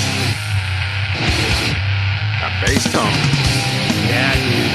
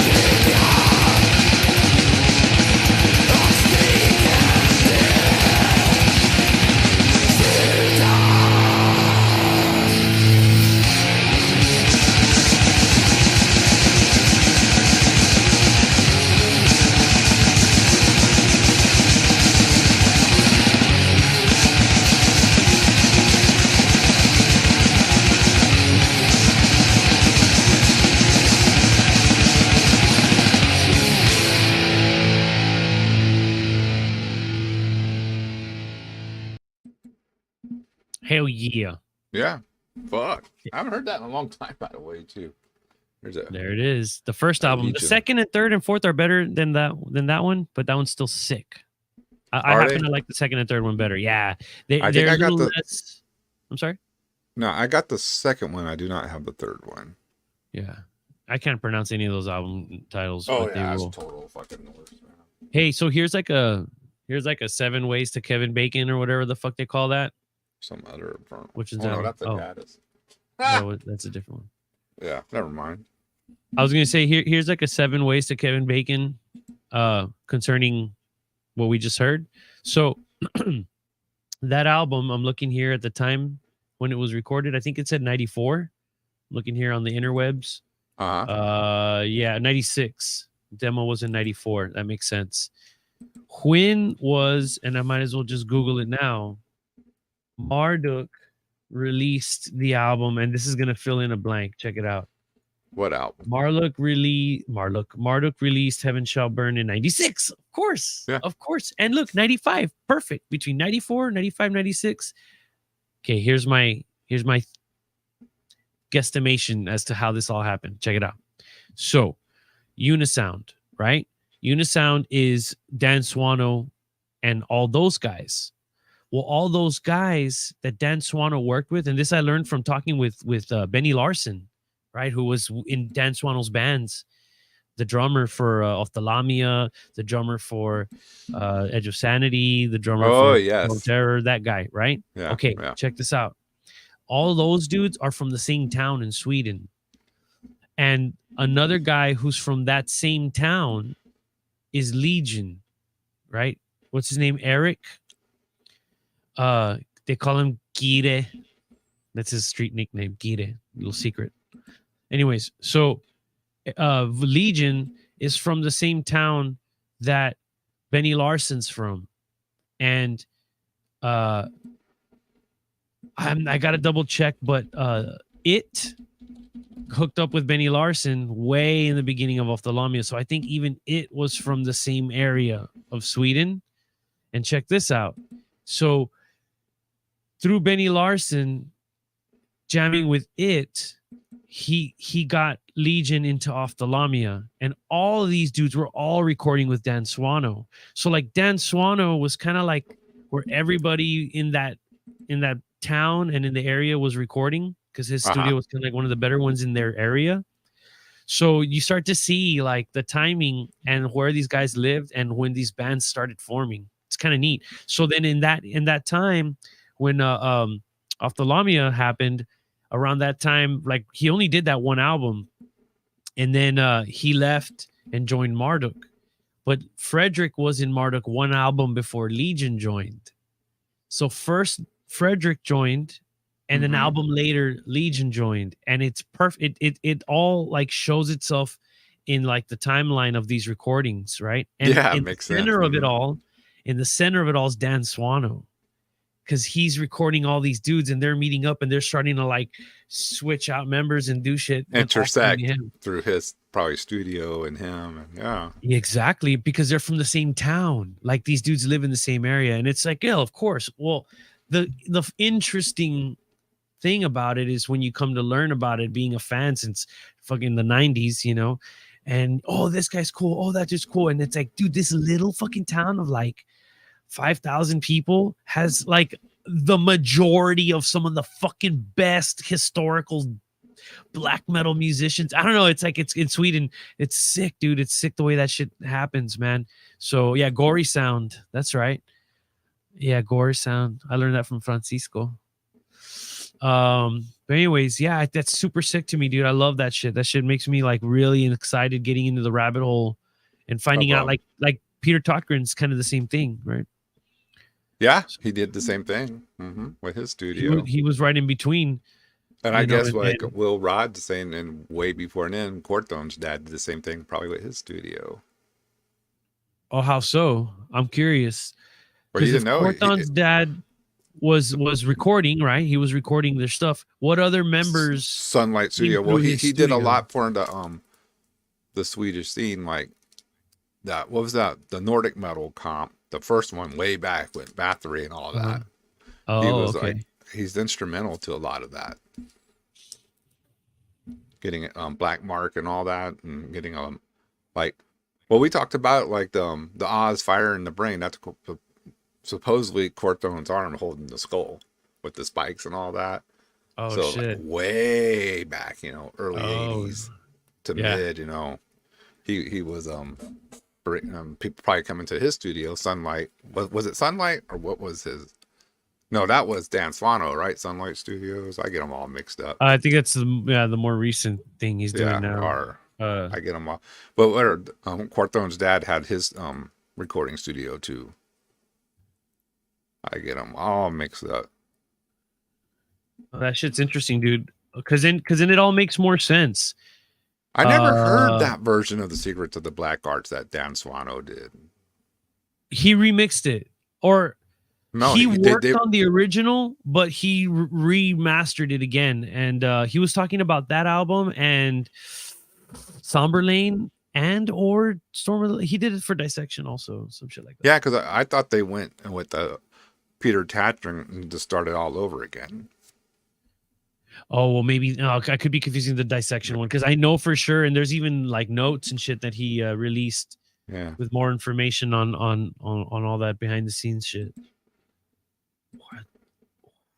So yeah, dude, he they started working with Swano, but they didn't like it. The guys in Dark Funeral, so they bailed and went over to shit. I got all my CDs all mixed up now.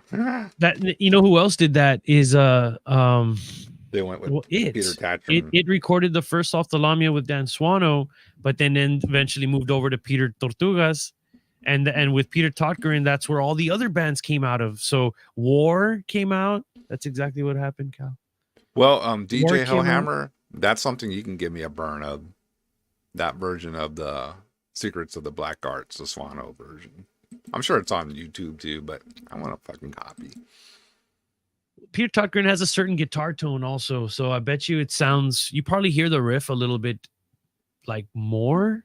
Maybe It's probably a little more treble, brighter. Well, especially Secrets. That's a really trebly record. Yeah, it's real scooped distortion. Yeah. Andy Sneap, Fraser. We're talking black metal, dude. You're talking about fucking. Someone's gonna block Fraser. There you go. Abyss Studios was Peter Tatrin. Yeah, Abyss Studios, Peter Totgren. Yeah. Sunlight was Swano. Right. Okay. And I was gonna say the Peter Totgren thing and the Off the Lamia, the guys leaving Swano going to Peter Totgren. War came out of that. The band Abyss came out of that. Mm-hmm. Shit, remember Dissection moved over there. Huh? Was like a touring member of Marduk for a while too. He would go out on tour. I didn't know that. Yeah, he played on tour. Not like a long time, but yeah, he did some tours with them as a second. When they would be a 2-guitar band. Yeah. I think he was the last second guitarist, and then they just didn't have one anymore. I think when he bailed. I'm gonna call back to the very first track you played. when you played Reclaim. You were playing Reclaim. Obsidian Sea. He's. I think they did. Keep of Calais and stuff. I think they also went to Peter Totgren's studio. I'm not 100% on that, but regardless, Obsidian Sea was playing for Satyricon, and it was the lineup with Anders, that guy Anders on guitar, and Obsidian Sea on guitar. It's when they were touring the album after Rebel Extravaganza. But yeah, that's when I first heard of a fucking Reclaim, dude. And when you said, it reminded me of that, dude. That's fucking. And yeah, Harold's saying those Black Mark reissues sound like shit, and you can probably think the Boss. Yeah, he did remix them. They said he added reverb to the whole recording, to a lot of them. That's how they chain. Yeah, if you can get the actual, you can download them and find them else, or like buy the fucking bootleg CDs. Some people have like put them on CD with the original vinyl mixes and all that. Sorry, cough. Another cool tidbit on Corton's dad, and correct me if I'm wrong on this, but Watain did a concert, a benefit for Corton sometimes a few years back. They Mhm. basically did an entire tribute A performance. battery set. Yeah. Yeah, and they invited his dad to be there, right? And his Uh-huh. dad had some really good, honest comments about the show. He's like, well, I mean, obviously it's not the real thing, but it was a great tribute. He was like kind of saying like it's not as good as the original, but it's cool. Well, of Like it was course. fun. It's a And then nice he died tribute like 2 band. months later. And then he Yeah. died like 2 months later, if I'm Crazy. not mistaken. So he got to see one last hoorah on his son, and then he's like, see ya in Valhalla. He probably went and told Corton, yeah, these guys are trying to be you, but not as cool. But they didn't Ballers. Poor Watain.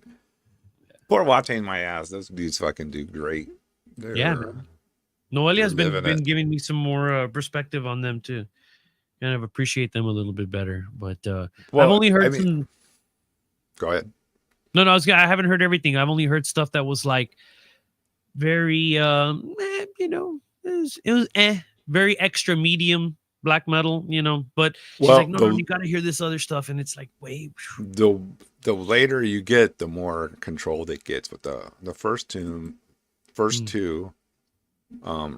Rabid Death's Curse and fucking Luciferium. I can't fucking think anymore. The first two, dude, are black metal fucking explosions. I don't care what anybody says. Those fucking fucking rule. And I was saying the other day, the dude fucking Eric emailed me back in '98 wanting to do a trade. So I've known him since then. Who's that? Cool, dude. Eric, the singer of Watain. Oh, cool. He wanted to do a trade with Thornspawn. Casas Luciferi. That's it. The second album. Those two are fucking classics. I'm not gonna debate with anyone about it, but that's what I think. But you know what else rules? You ever heard this other Polish band, Thunderbolt? No, I'm out of the loop in a lot of Polish bands actually. Fucking rips. We're gonna hear a track from them. Who released it? If I can't see that shit, JD. It's too dark. Just some underground Polish stuff. Yeah. Cool. All right, fuck it. Spin it. The album is Inhuman Ritual. Some bullshit I can't even see because my contacts suck. I'll say it all when I get back. This is All right, fucking cool. jam. Do it. Inhuman Ritual Mass Murder.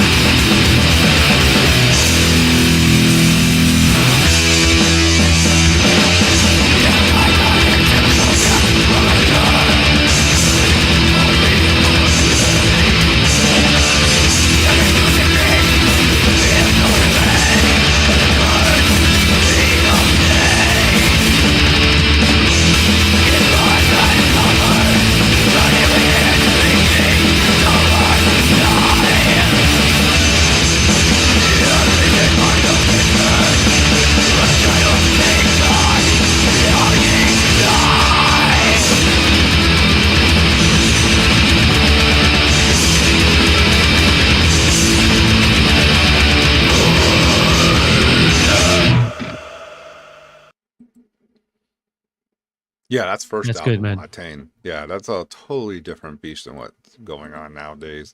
And Yeah. whatever. But we're not gonna talk about Attain because we got something cooler to talk about. What's that? I was gonna say, oh, Ken has joined the show. What's up, Ken? How you doing? Having a good time? Can you hear us? Looks good. like we're having. How are you guys? Okay, all right, there go. you are. Yeah, we're doing good, man. Just jamming out, talking about music. Everything going good Hey, on I your was end gonna over say there? real quick before I forget, the band you played a little while ago from Poland, what were they called again? Thunderbolt. Thunderbolt. Their drummer, I just looked it up. Yeah, dude, he's in Infernal War. That dude is like, he's like part of that summit where only a few people can climb to in that tempo of blast beats. That drummer in Infernal War, it's the same guy. They call him Storm Blast. That's his stage name. Yeah, I think Killer. Thunderbolt, them shared members and all that. Yeah, it's the same drummer.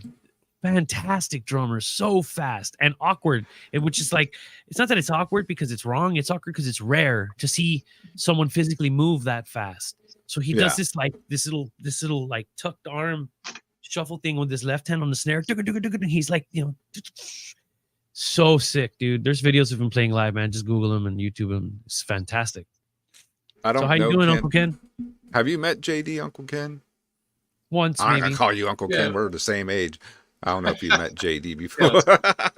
Yeah, I think JD and I did meet on Francisco's channel once. That sounds about right. Yeah. Okay, just want to make sure everybody knows who is on the show. Yeah. Oh, you don't have to know me. Well, thanks for inviting. Well, yeah, you want to do some U.S. black metal. This is what Ken wants to do here. So yeah, no, I thought it was you had played a couple of U.S. black metal bands there in the beginning, and then just sparked a kick me in the butt. So when as soon as you get as least for me, as soon as I get like that, like it'll put me in a total mood, right? Mm-hmm. You hear just a couple things, and the next thing for the next 3 freaking days, you're listening to U.S. black metal. You're on the U.S. black metal kit. Oh yeah, that's no, but you played a couple things that just like was like I was on like this like late 80s, early 90s thrash that's almost death metal kick for the last like 3-4 days. Dude, that's one of my favorite things. Like we call it death thrash, right? That little error between. It's thrash. It's almost. Is it thrash or is it death metal? Yeah, death thrash. Stuff like Necro Death from Italy and Bulldozer from Poland, and is it thrash? Is it black thrash or is it death metal? Was black thrash even a thing or a term they even thought of No. back then? No, not at all, man. It was just metal. That's what we knew it as. It was just metal. Extreme metal. Right. Exactly. And it's like, what is it? So I've been like on a total kick with that for like the last 3 or 4 days, and then all of a sudden I literally just jump. I just obviously go on YouTube and up comes Lord Necron in the Witching Hour. And then I'm like, and then all of a sudden you start blasting fucking U.S. black metal. So now, I'm going to be on this U.S. black metal kick for the next like 3 days, like all week. Yeah. I'm going to play nothing but U.S. black metal now. Well, I mean, like that. To me, the Cult of Azazel is so underrated today. No one talks about them, and their albums are fucking insanely good. Good music on top of the fucking blasting. The tight blasting. Is like, how does that? No one talk about these guys. Like there's a reason, and I think it's because of the timing of when their album was released. Probably because that year there was so much like heavy hitting stuff. I mean, you're talking like what 99, 2000, somewhere around 99 there? was the first EP, which was Order of the Fly. Yeah. So yeah. I mean, Inexorable came out around that year. Yeah. Angel Corpse, and that album just fucked people up, dude. Oh, speaking of Angel Corpse. Oh, the demo. That's cool. Yeah. Go John Solo real quick. Hello? Look at that. Original press. Is that who made that? It's from the band. Yeah, Cool. bandmate. Yeah, Yeah. I saw them. They got it from Pete Helmkamp himself. Yeah. I Wow, got to Ken. meet that guy at a show, just chilling. It was cool. You know, I wanted to ask you guys remember? Do you remember this band from Texas? I think his name was Jeff. He might have played in Absu. I think he played in Absu, and he gave me this demo. This was late 90s, 98, 99. And he gave me this demo. They were called it Infernal Oak. Yes, I remember Infernal Oak. I don't think they were around for a long time, but I remember he played in Absu, and he's like, Yeah. I saw them with him with Absu, and he like had a bunch of packages of these. He's like, oh, this is my new band, and he like gave me one. I remember Infernal Oak from Texas. Nope, it's another band nobody ever seems to. They actually played one at the Sacrifice of the Nazarene Child Fest. Oh, really? Yeah, Oh, wow. that was like early 2000s. That's all I can remember. And I think they just kind of like did it for the show.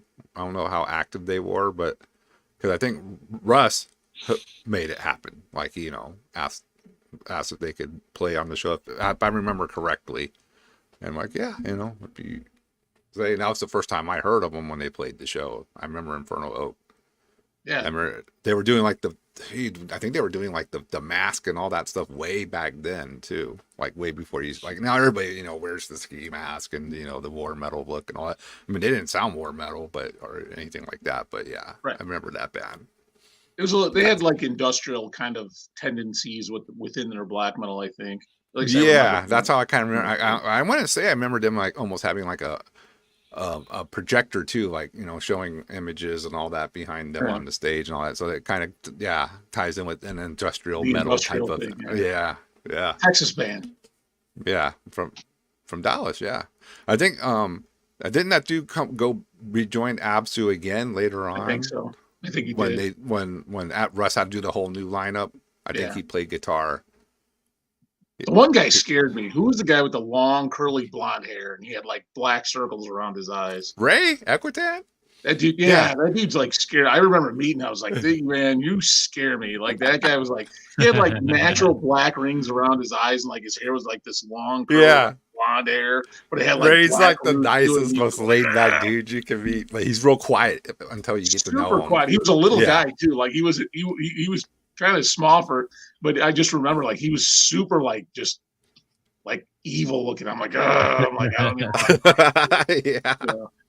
But I think Ray's like demos, and I was like, it's right, Well, what do you get?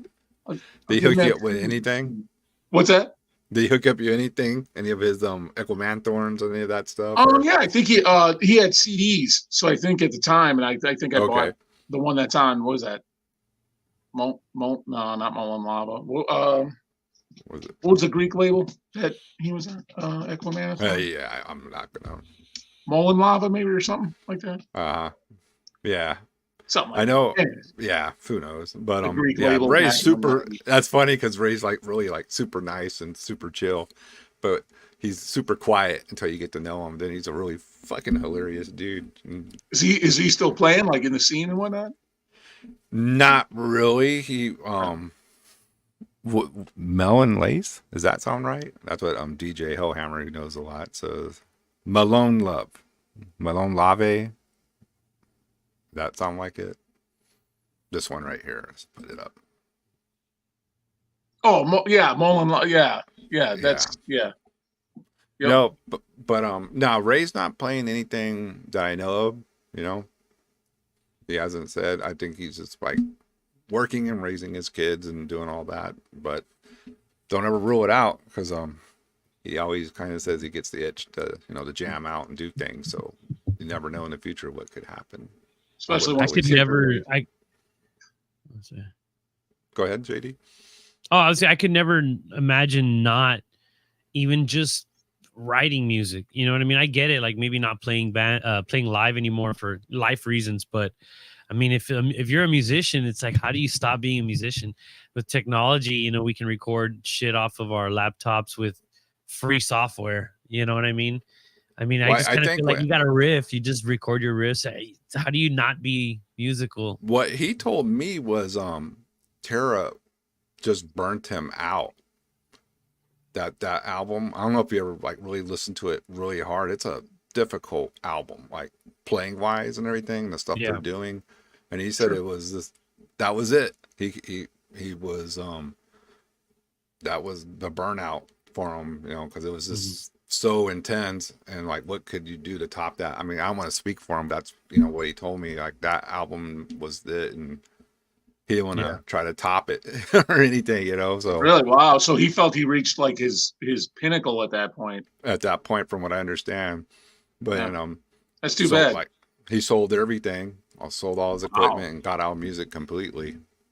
I think, you know, there probably was other factors too that, you know, I don't know, that may have happened. Sure. But Children, marriage, that'll definitely. Yeah, I think he got girlfriends and all that stuff, and It's understandable. But sounds like he might want to be doing something again. He was gonna do something with the dude from Zamile, Atticus, the drummer, but then that didn't work out the way he wanted it to. So he has riffs, and I heard them, and they fucking kick ass. It's total absolute thrash, man. Didn't Zamil put out something new now? Is that the Greek band you're talking about, right? Yeah. Didn't they just put something out new? I don't keep up with them anymore. I think they did. I'm interested just to hear it at least. Like, that Sleeping Under Tartarus. Oh my God. Well, classic. This is what 7-inch. I got this bootleg of the Agatus, and it has the demos and a promo on there too. And to me, that's like, this is the album to get by them. Agatus. How do you say it? Agatus? Agatus? Or however. I call it Agatus. Agatus, yeah. It fucking rules, man. Oh, that's so good. Wonderful CD. Yeah, so good. That's a meal. Well, the EP and the what's the? I have the CD, the album. What's the name of the album? The EP, Sleeping Under Tartarus. But what's the EP? Some You got something. me. I don't it's called know. like or something like that. You are. A good fucking record though. Yeah, I remember the early stuff always being killer, and then not so much later on. So I don't even think I own any of the early stuff too. I just like have burned, you know. And that's another thing I got to get figured out. Where the hell are all my half my CD burns? Because I had a bunch from, you know, like the 90s and early 2000s. They end up in the trash, dude, because they're burned. Where the fuck are they, man? It drives me crazy. You can get everything on YouTube now, anyway. Yeah, it's sad but true. Yeah, I just pull it up on YouTube. Yeah. Old shit rules. Hey, speaking of Dallas black metal bands, do y'all remember that vampiric black metal band Black Funeral? Oh yeah. I've got one of their albums, man. Yeah, real cavernous, a lot of reverb, a lot of screeching vocals, real bizarre like guitar tones, and very grim and fucked up sounding, but it really painted a picture. You know, when you're in the mood for something like that, that was a kind of underground. You remember that one? Oh, I remember that totally. I have the CD. That was like Throne of the Vampire, black metal. Throne of the Vampire, or whatever it is. Yeah, that we're talking. Oh yeah, they're from Indiana though. They're not from Dallas. That's DJ Hellhammer's territory there, dude. I think JG's looking for it, but yeah, that's a good album. I think I have one of those tunes in the chamber too. Oh yeah. Yeah, no, that was. Yeah. Yeah, there you go. Oh, I don't have that one. Which one is that one, JD? I don't have that. Oh, that's medieval. Is that the first one? Vampire. Oh, Wampiric black metal. Full Moon Productions. Yeah, dude, Full Moon. It's called Empire of Blood. Oh. Mine, I think the guy has like the candelabra, like I think that might be a different version of the same thing. Am I crazy? Yeah, because that's the one I got too. The guy with the candelabra. Yeah. That fucking rule. Everybody's hating on Indiana, by the way. Wow. Ken, Deface compilations 1 and 2 cassette mixtapes. I have a lot of Drowned stuff, but those Defaced compilations have escaped me. Have they? Yes. I Those don't. have escaped me. They have escaped the crypt. Yeah, this guy DJ Hellhammer, he's cult as fuck. He's always bringing up shit. Like he's been around. And then Roy said, "Oh yeah, I used to order from me way back in the '90s." Like, well, no wonder. He fucking knows all this shit. But for US black metal, dude, like, what are like some of your top bands since we're doing US black metal? What is Ken like off the top of your head? I know that shit's difficult to do, but yep, there you go. Honestly, I really like Aversifera. Yeah, Oh, wait. Oh, I didn't mean to do that on purpose. Yeah, I meant to solo he's like, you. oh Not yeah, take that, Jeff. Jeff didn't show up. I don't want to hear about Jeff. No, Versifera is really good. Oh yeah, Totally. I always Jeff was like it was like so saddening to see when they closed that up, and I was like, Jeff. Now it's great to see him playing with imprecation and everything, but yeah, there you go, Homecoming's March. Oh, Everything they did. Everything they did. I love Aversifera. Like I can't find my Battles Clarion. And that's pissing me off. Clarion. That's so good. And then I can't pronounce the 10-inch. What was the 10-inch thing? I can't pronounce the name. Oh, I don't even remember the name of the damn. It's like some scientific name or something. Yeah. I saw Versifera play in Austin. They think they were opening for Dark Funeral, maybe. I'm not 100% on that. If not Dark Funeral, Immolation. It might have been opening for Immolation. They toured with Immolation. Yeah. It was when Alex Hernandez was drumming for them. But anyways, that dude's good, man. Shit. When I saw Versifera, I only had that Homecoming, and it's a digital drummer, right? And they had a real drummer on the stage. I was like, oh, this is going to be interesting, right? So the thing that stood out for me, that dude's a ripper on drums. That was his name, Mark. I don't remember, but he had like your typical drums. You had your toms, your snare, and you had your cymbals, but up on the sides where you would imagine the china, a lot of times we put the chinas like that like crashy cymbal on the sides. He had next to those,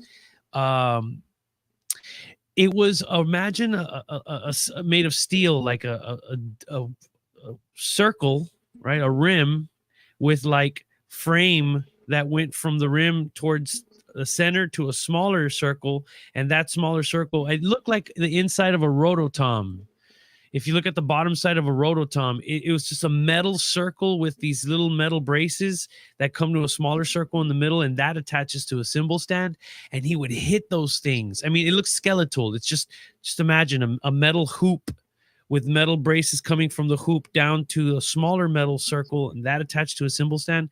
And they sounded like glockenspiels or like bells, like dong, dang, dong. So he's playing all this black metal stuff, and he would hit those bing, bang, bing. It sounded fucking wild, man. I'd never seen that before, man. Versifera put on a great show that night, man. Yeah, I would have loved to seen them live. I never saw them live. 2000, that's when it was, year 2000 at the Back Room in Austin. That's where I saw him. Nice. Here's a blast from the past. Versifera first show was with an early ass Thornspawn show and Imprecation show at the DMZ. Thornspawn, Imprecation, a Versifera. Yeah. Damn. Total Texas. Yeah. They should have just called that Total Texas. Texas. I think I got the flyer somewhere. There's another one, Thornspawn. There's another band. Yeah, US Black. If you're going to talk about US Black metal, you got to mention Thornspawn. Yeah, you do. Yeah, I've got their Consecrating Flesh. Oh, you got the demo? Damn. Yeah, I got that. There's like some things we did on the demo I like better than we did on the album. On the with the same songs. So some of the stuff that we did, I was like, I actually like that. What we did better than the demo. I think the demo is a little heavier. So yeah, we might have been a little more down-tuned. It's heavier. Yeah, we might have been a little. Were you guys paying for that? Were you paying in the studio to do a demo versus the full length, or like what was the demo done at home, kind of like DIY? No, the demo, the second demo, because we had two. Another connection, Jeff produced the first demo on a 4-tracker. There you go. Yeah, we recorded it in Alex's garage. And you see that right there, the Dacian Empire the first demo with our vocalist Chris. I forgot what he fucking called himself.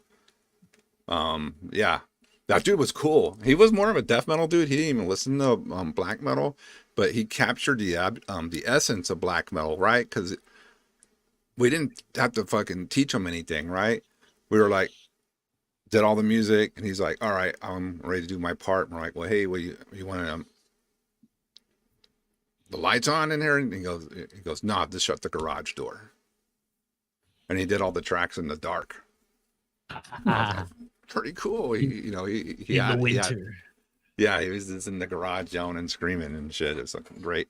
But no, the second demo was recorded at a home studio that a friend of, I forgot what, maybe it was Alex or somebody else, one of the other guys knew the guy. Yeah. And he had like a little home studio. And I remember the dude's mom running in when Alex was doing vocals, freaking out. She thought someone was dying. She ran into the room like, "Hi, yo, what is going on? Is everything okay?" It's like, I was gonna say, Carl, because I feel like how Ken said, the demo was heavier. I feel in many cases a demo comes across a little more heavy, kind of like in the big picture of the packaging, because you're freer. You're kind of just almost like a live setting. You're as a musician, you got the instruments in your hand and your inner like energies. You're just having fun. But then when you go to record a full length, now it's like, guys, especially for a label. Especially for a label, when you're doing that transition, right, from that environment to the other, and all of a sudden there's this rigid like sterileness that a lot of times people blame the recording, but I think a lot of it also has to do with the artists in general, because you're in a different headspace. You're like, shit, we got to pay by the hour, we have a budget, don't mess anything, this is someone else's equipment, we're not at home, we're in someone else's place. That weird headspace, I think it fucks with the performance. And two, on the demo, we were just all playing together in a garage, recording, not tracking. It's not tracking one at a time. Yeah. It was all. That's going to make it sound more raw and dirty. All those primitive. All those imperfections stay in there. Perfect. No one cares. Yeah. And that's death metal. That's black metal. That's death metal, and that's exactly why I'm such a demo guy. I know the wall behind me doesn't say that, but that's why I'm such a demo guy, is because I think it's exactly what I think what people forget a demo is today is it's short for demonstration. Demonstration, yes. That's exactly what it's short for. The band has the potential. Not a promo. Correct. People think promos are demos. That's not the same thing. That's not correct. Correct. Right. Correct. You are correct. And so it's a demonstration of what the band can do. They're demonstrating what their potential is. And I think demos are unadulterated, raw talent. And I think you're going to get more of that live than you would the studio thing. Yeah. Demo actually, I think, is more your live version of the band. Yeah. Because it's this raw. And that's why I always think demos are just always better. That's just why I'm such a demo guy, because I love that. Like you said, I think that would be JD hit it on the hit the nail on the head. It's that I think it's a mindset, and it's again I'm just gonna say it's unadulterated talent, untapped raw talent that the band has. It's their potential. And you're just, and the band's just being the band, right? Most of the time when you're on a demo, you're not. Here's another Texas favorite. Oh, don't say it. Don't say it. I know who it is. I was gonna say, you know what this is. You know what this is, Carl. Yeah, it's the Dallas band, and I know who it is because I forget everything with Michael Slavin. Come on, you know the name of the band. Don't say it. I'm not gonna cheat. Divine Eve, thank you. Oh, Last of the Sunset. That's a damn demo. That demo rules too, dude. Oh, God, this demo is. You talk about heaviness of a band. Yeah. The Last of the Sunset Faded right here, man. This. Woo. I mean, that's that. Like when Ken is talking about, that's a fine example of how a demo is like really one of the best things that a band done. That And I demo liked was their fucking good. stuff back, but this, my opinion, and no offense to the band, they did not Capture that. Yeah. they did not top this. They didn't move They you never again got this after heavy that. again. Yeah. Don't kill us, Michael, but that demo is like pinnacle, The rules. Divine Eve material. It's really heavy. Same thing kind of happened with a band out of Brownsville called Pantheon. They their first demo is so fucking death metal and so good, dude. Even the vocals are raw, and it's just it's a grimy, evil, brutal, evil death metal demo, and then it went to a whole other thing when now they're more of a like a black metal, straight black metal kind of band, and they're still good, but man, that demo is so fucking gnarly, man. It sounds so heavy. It's kind of hard to handle that. Ken, have you heard the Caveman Cult demo 23 that came out this year? You know what? I have not. I think I've seen like ads for that because that sounds really familiar, the Caveman Cult thing. But no, I haven't. They put out full length albums and all that on Nuclear War Now, but this guy, Dirty Harry, who's actually in Caveman Cult, That's Harold, him right there, Harold. they did this demo, and this demo just destroys. Not saying their other stuff doesn't, because their other shit destroys, but I fucking heard that demo. I was like, damn, this fucking rips. And he said the same thing, right? Harold, They recorded it themselves. They recorded it themselves. Yeah. Put live in the fucking rehearsal room and just kind of just fuck it. And it's again, it's being in that headspace where you're being yourself, and you know, you're not in someone else's property, or you know, you just feel safer and allowed to be a bit of a maniac. It all comes out in the performance. Yeah, I'll check it out for sure. Check it out. You don't have to worry about some label, you know, if they're gonna be happy with the performance or just that, because the only thing that matters is, are you happy with the performance? And I'm not saying all bands are sitting here worrying about what the label thinks, but they'll be lying to you if they didn't tell you they didn't care what the label thought. And a demo's not supposed to be perfect. It's a demonstration of what if we were a band and we created a demo, it's our demonstration of what we can do given a bigger budget. Yeah. That's the way I've always looked at demo. That's why, you know, it's not supposed to be perfect. You know, it's supposed to have some dirt and some, like you had said, Carl, you know, some imperfections. Yeah. You know, it's supposed to, and you know, I think people get away. I think bands might be getting away from that. I just hope that, you know, bands don't get too far away from it. That, you know, that's what you know. I think one of my biggest things that drives me crazy with a lot of the modern metal, and not like the stuff we all kind of dig and all that, but you know, the more bigger modern stuff is it's just so perfect sounding. It's almost soulless. It's like a machine performing it. But there's some great stuff out there. I mean, there's, you know, with that said, there's some very I'm not talking like demos out there. What I meant is, I'm not saying it has to be old, because I like new stuff too. Right. But what the bigger, you know, world of metal, you know what I mean? Not like the more underground stuff like we roll with and all that. But I think it's almost brainwashing people to play too perfect. Oh, am I out of bounds, or you know what I mean? Does that make sense? Absolutely not. And who besides, what genre of music besides death metal and black metal even make demos today? Punk. Does Yeah. punk still make, Hardcore, punk bands still make demos? Grindcore bands, yeah. Good for them. Well, I'm going to put grindcore and metal, but you know what I mean? Like how many other musical genres today, like besides metal and underground metal, make demos? Well, rap, some of the hip hop and rap underground. They rap actually dudes. make demos, because to me it's just that, you know, because of the digital world, they're just. Yeah, you're right though. No, you're right. You know what I You're mean? right. Yeah, I mean, Yeah. are they just making Albums. There's no singles? demo. Yeah, You it's know? it's created in that vacuum of like that the machine, that sterile machine is what's making their content, you know, their music. So yeah, no, it's not the same. You know, you don't have a mic in the room capturing air, the sound of an air con buzzing in the background while you hear some feedback while the guitar's moving around. You know, it's not, you know, there's a little bit of chaos and then the fucking music rips through it, you know.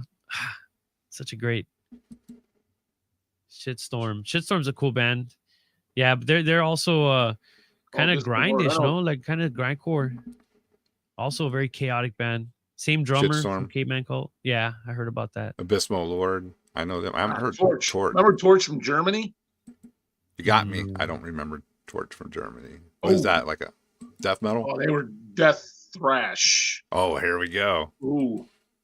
It was kind of like if you like Protector, like I love Shredding Protector. Skin. They Protector were like, of Death. Torch was Ugh. very, very similar to Protector.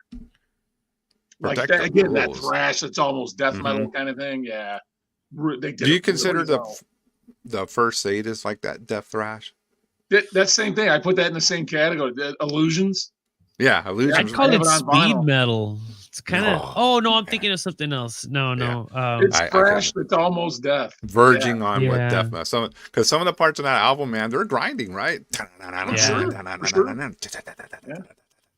Crazy. That's again, that's one of those records that is it thrash or is it death metal? All right. One of me and Francisco's favorite, Pap Smear from Vegas. I don't know that one.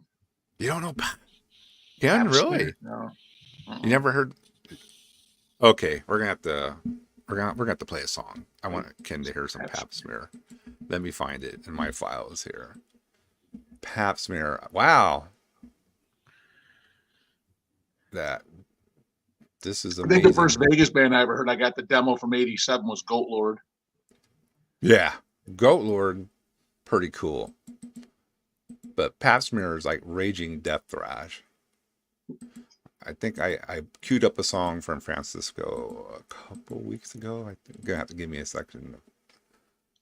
If not, I'll just download one. But Divvy section. Son of a bitch. Sorry, guys. Hold on. All right, talk among yourselves. I'm gonna download the song. JD, take over for me real quick. Well, no problem. So back in 1993, there was a. No, I'm just kidding. You guys were talking about Marduk earlier. Yeah, man. This is an original demo from Morgan. Oh shit. Oh wow. I've never even seen that, dude. You know, I'm not even on that screen, so don't. Number let me see that real one. quick. Wow. Oh, what does the front So look it's like got again? it's got what's his name? Pap Smear's fucking gonna have to wait a second. man. Anderson on guitar, who left that band and started doing a whole bunch of shit with Benny Larson afterwards. I have never seen that, Ken. That's fucking cool. Dude, I've never seen that. Yeah, I That's wrote to the band, wild, dude. and Morgan sent it back to me. Yeah, Morgan was on it in guitar. Rickard Kalm on bass. Joachim Gottenberg on drums, and Andreas Axelson on vocals. Axelson, there you go. Andreas Axelson. That dude jams. He's still jamming. He's still playing in a bunch of bands. He's in this Total Terror CD. It's like a crust fastcore kind of hardcore thing with Dan Swano singing. Oh, Kid Swallow. Axelson. That guy's badass, dude. Yeah, I remember writing to the. I saw it in a fanzine. It looked interesting, so I wrote to the Wow. band, and lo and behold, I sent $2 or $3 and got a tape back from somebody named Morgan. And then Wow, that's Joachim, fucking the great, drummer, man. the drummer ended up drumming and singing later, and then he ended up becoming the next singer. So that drummer is a singer on Opus Nocturne. That's the same. That's a good. I like that. Yeah, and that's that he stopped. Oh, really? He stopped His drumming. vocals Yeah, rule. yeah, Those of the Unlight and Opus Nocturne is that drummer that's on there, and that's when Frederick Anderson took over on drums on Opus Nocturne. But yeah, that's sick, dude. Wow. Little Marduk trivia for you, man. That's right. All right, I found a song called Die Killing from Pap Smear Vegas, which is a rager. It's not like the ragingest rager, but it's a rager. Let me find it for you guys. And the old Necron files here that are way out of control. Might even play a Divine Eve song too, because Ken got me pumped up to hear some Divine Eve. Demo. All right, here. This is Pap Smear from Las Vegas, man. Check this shit out. Cool. Check it out.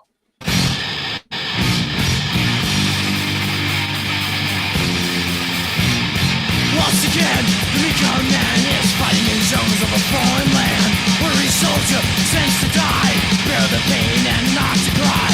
Silent eyes, told to kill, from the world mines on Capitol Hill. Shattered dreams, the future lost, drifting in the mud when the bomb is tossed. You ordered to die, without a tear in your eye. You ordered to die, hearing generals cry. Die, killing, not from the punch on your hand. Die, killing, cut down the beast where he stands.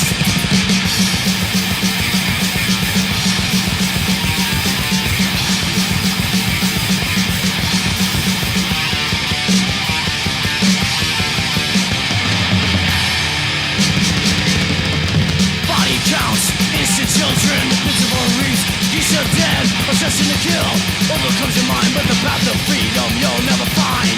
Viet Cong, troopers attack, find yourself, be shot in the back, final breath, showing hard, lived it off with shot in the dark. You ordered to die, without a tear in your eye.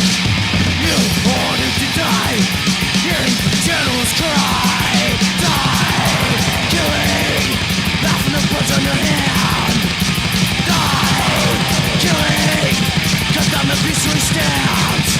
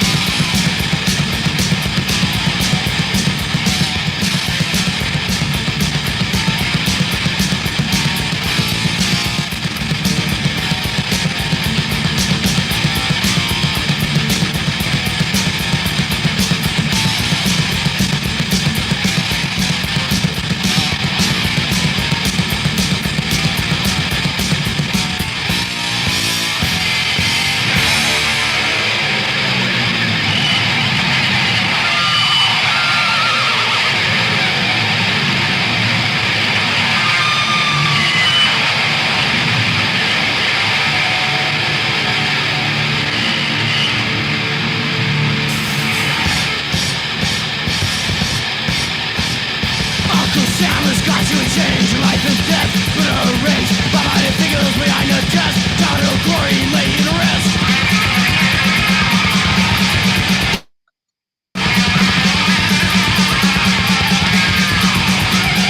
Metal swarm, a body bags, human flesh, rough in rags. Human your life, nobody cares. Purple hearts, nobody wears.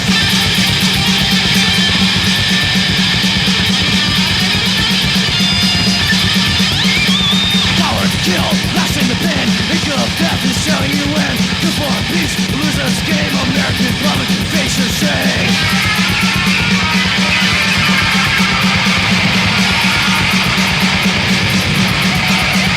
Coming home, no big parade, no black stars, no lemonade, the laughing stock of the town. General Bradley's made me a clown.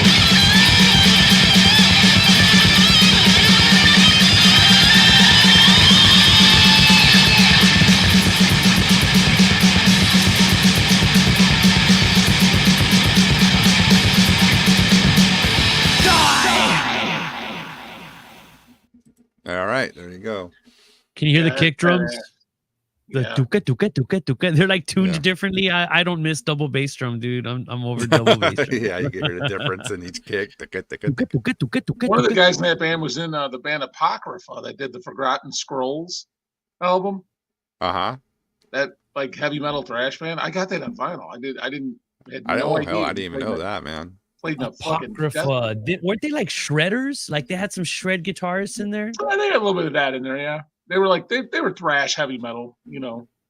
Yeah, it was pretty actually. You know, for the time, like '87 was like pretty mainstream. You know what I mean? hold on. I think if Mhm. that's the same band, and I'm probably gonna be wrong on this. I gotta double check. I don't know why I remember this, dude, but Apocrypha had band members in it that then started a band that got all popular in the 90s called Stabbing Westward. Oh, was that band? Are you Like serious? they went radio. And Shit. they were like the shredder dudes, like the guys who were and fucking shredding and doing, like, I think they were featured on a compilation, not Shrapnel, but maybe a Guitar World compilation. I And know everybody's like, fucking what?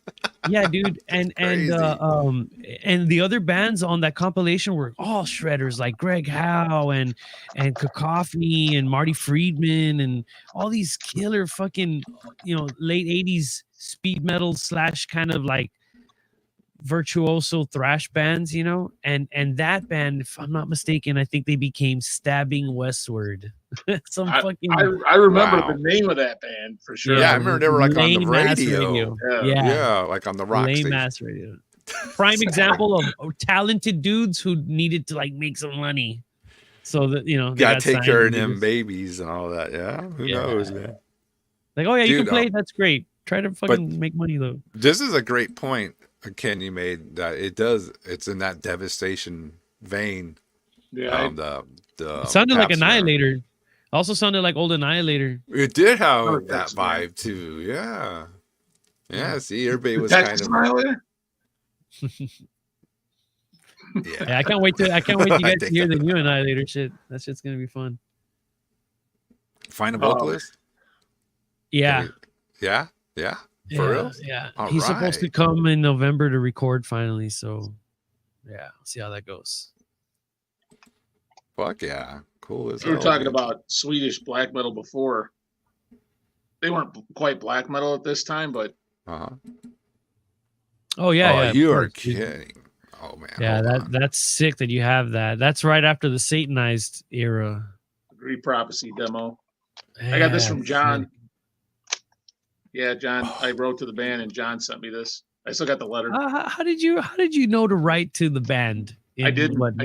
Just if they're so fanzines. I got like literally like 200. Okay, that's fanzines what I was over asking, here yeah, from the 90s. fanzines. Okay, yeah, So that if makes makes sense. the logo looked cool and like the Was description it of the 91? band sounded cool, like death metal, black metal, whatever. Yeah, I just, You just wrote it, Letter. ordered. yep. You just if it was affordable, which $2-3, yep. I put $3 in a white envelope. Yeah, that's write what a you used to letter. do back then. Hmm. You just waited for it. A long 3 weeks, time. 4 weeks for it Yeah. to come back.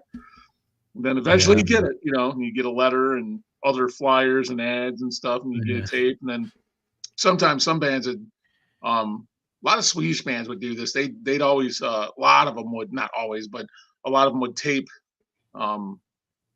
send me a blank tape then with like other bands, like, hey, here's our friend's band, check this out. And then, then I'd figure, like 1989, 90, I wrote Grave, and I got their Anatomia Corporis Human Eye demo from the band. And then like he sent me a tape back. Johan Sandstrom sent me a tape back with like a blank tape with other demos on it. And one of them was Unleashed. Yeah. And I'd never heard them. So I'm like, oh, I'll write to that band, So I looked up like, anything I could about Unleashed, and then I found like in a fanzine, I there was their address. So I wrote to Johnny Hudlund That's so Unleashed, awesome. and then I got the Utter Dark demo from Johnny. I'm like, oh, so Johan sent me your demo on a tape. It's really cool sounding, man. I'm like, so here's like $4 if I get a demo. And he's like, yeah, Johnny Hedlund sent me the Utter Dark demo back. It was creepy. cool. Like you'd get a Xerox with all the person's inventory, and you used to check mark, I want this one, and they'd have the prices next to it, and you just send a check with like $50 or whatever, or cash, and you just hope that $50 comes back to you in the form of a package. It takes a long time. And what sucked too is when they write you back and they're like, hey, listen, 3 of the 7 things you wanted are like, I sold them from the time that I that shared would this happen. Yeah. Xerox list. And It was, That's So you might get the T-shirt you didn't want, but a different Yeah. T-shirt. Or sometimes you got another T-shirt that was even better than the one you wanted, and you're like, well, this is actually pretty cool. That's funny you mentioned that, Carl, because speaking of graves, so I was pen pals with Jorgen for a while. And for like at least a year, we were like pen pals. We would like write each other constantly. And this was just before they got signed to Century Media and recorded the first album, Into the Grave. So he's like, so I remember I wrote to him, he writes me back and says, by the way, we're printing shirts for our new album. He's like, do you want one? Of course, send me $6 and I'll send you the shirt. I was like, yeah, sure. So, I, sent him my hard-earned $6 at the time, minimum wage was like $3.30 an hour. So, I had to work 2 hours to pay for this fucking shirt. But I literally sent him, so he sends back and he goes, oh yeah, it's going to be the logo with our album title. So I get back this shirt that says, it's the logo Grave, and it says Day of Mourning. They were going to call the album Day of Mourning. And when they submitted to the record label didn't like the name. And they said, how about calling it Into the Grave? Really? So that's a rare shirt. The band ended up calling it Into the Grave and put the song Day of Mourning. They were going to call that album Day of Mourning, was the original title of the album. And they made about 20 to 30 shirts that said Day of Mourning, and then they stopped making them. Wow. So you got one of them shirts. Mm-hmm. Rad. That's cool as shit, fucking Ken. Wow. Yeah. Do you guys still keep shirts from bands that are not around anymore, but not like super popular? Dude, I made the mistake of giving my shirts away that didn't fit me years ago. I did some of that too. My friend Gabriel Fruit has a shit ton of my shirts. I'm gonna get them back from him. His fat ass can't fit into them now either. What's he doing hoarding my shirts? I was gonna say he probably can't even wear them. What the fuck? No, I would say probably about 20 years ago I stopped doing that because I did the same thing, Carl. Yeah, well, we didn't know. These shirts are gonna be worth shit. Yeah, I was running out of room to store them. Exactly. So I just gave them to friends and whatnot, and people took them, whatever. They did what they did with them, and then. About 20 years ago, though, I stopped kind of doing. I'm like, I want to keep my shirts. So literally, I have just boxes of shirts down in the basement down here. Like, after they get out of rotation, it's like, all right. Yeah, kind of put them in the retirement I just put them in pile. boxes, and then I just put them down in the basement. I don't give them away anymore. I keep them. So I don't know why. Well, it's outrageous what people pay for these damn shirts now. I'm like, people pay too much for everything now. Yeah, everything's super inflated. It's really one of the main reasons I don't really care about vinyl anymore, because I'm tired of this inflated prices. They're out of control. I'm CD or cassette. Oh, I buy vinyl. That's the first thing I buy is vinyl. Vinyl, yeah, I know, yeah. and I'm not like harping anybody does, but for me, I'm like, damn, like even the new vinyls are like what $24, $25 and up. Oh, for sure. Yeah, I just bought. As a matter of fact, just tonight, I went on Nuclear War Now and bought. They had the Sam Hain, the Courier, the Danish band, right? Yeah, they had it on vinyl. It's $33. I didn't care. Okay. I bought it. That could be kind of. I would not really twist my arm to get that. I had a vinyl. Yeah. Mike from Cyanide sent me a tag. He's like, Ken, did you get this? I'm like, no. He's like, Nuclear War has them. He's like, just get it. You'll be set for life.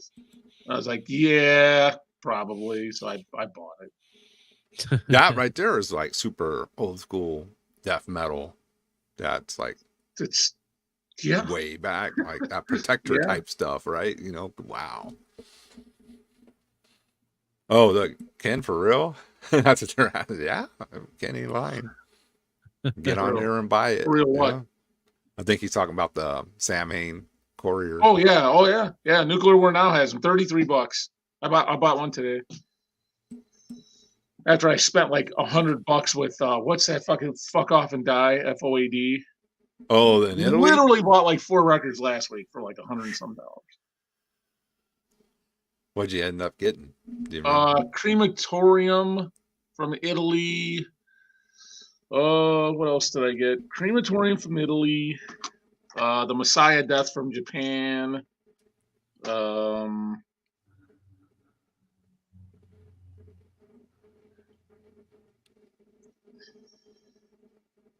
shit. It's gonna make me log in. And two other. What No, else? you don't gotta Like, do all dude, that. it's the same thing. It's like the thrash that's almost death from like Yeah. It's like I told you I was on that kick, so of course I had to buy like $200 worth of fucking records that I don't need. But those fuck off and die releases are nice. That guy, they oh Dude. my god, the stuff on that label's pure gold. Like he freaking packages. Like they look nice, man. Oh. I don't have too many things, but like I got the Wormox from them, the Cryptic Slaughter demo. Did you get the demo one he did with No. Oh, it's nice, man. I got the Death Militia just recently from Canada. Death Militia from Canada. It's like Slaughter. I got that. That's like then they put the CD in it too. They put the CD with the vinyl, so you can listen to the CD in your vehicle. Now vinyl did that all the time. Like if you just got a CD with the vinyl, which I think they should, I would totally buy vinyl. That's awesome. Yeah, dude, Well, FOAD does it. They do it all They may without not give you every the release. CD. I'm sorry. No, he's saying FOAD does it all the time. They give you the CD with the vinyl. I Well, know, I like was gonna you say- get download codes and all that, but I want to see Exactly. But I mean, you're already getting this big old badass, better. I would say album covers that are 12 inches versus the 4 inches. Yeah, I'm not going to argue that. That it looks great. So, and then you get the digital with it. That's the way to go. That's my favorite thing. Selling a vinyl and then like, hey, don't worry, you can still jam to it on your phone. Here's the code. You can download it, and here's the art. The way old school style. You fucking open it up. You pull out the insert. I mean, it's not like you don't have to like. What the hell does it say? What's the point of like a thanks list if you can't even read it? It's so damn small. Get out the magnifying glass. I know. Yeah, man. So. Yeah, I that's my ideal, man. Vinyl, and they give you the digital so I can jam out on my phone. That's what's up, man, in my car. Now, if it's my band, I want all formats of a release put out. I want it on vinyl, cassette, and CD. Triple cassette. Then I'll be a picky butthead. It needs all formats. Then all of a sudden my tune will change. Double vinyl gatefold.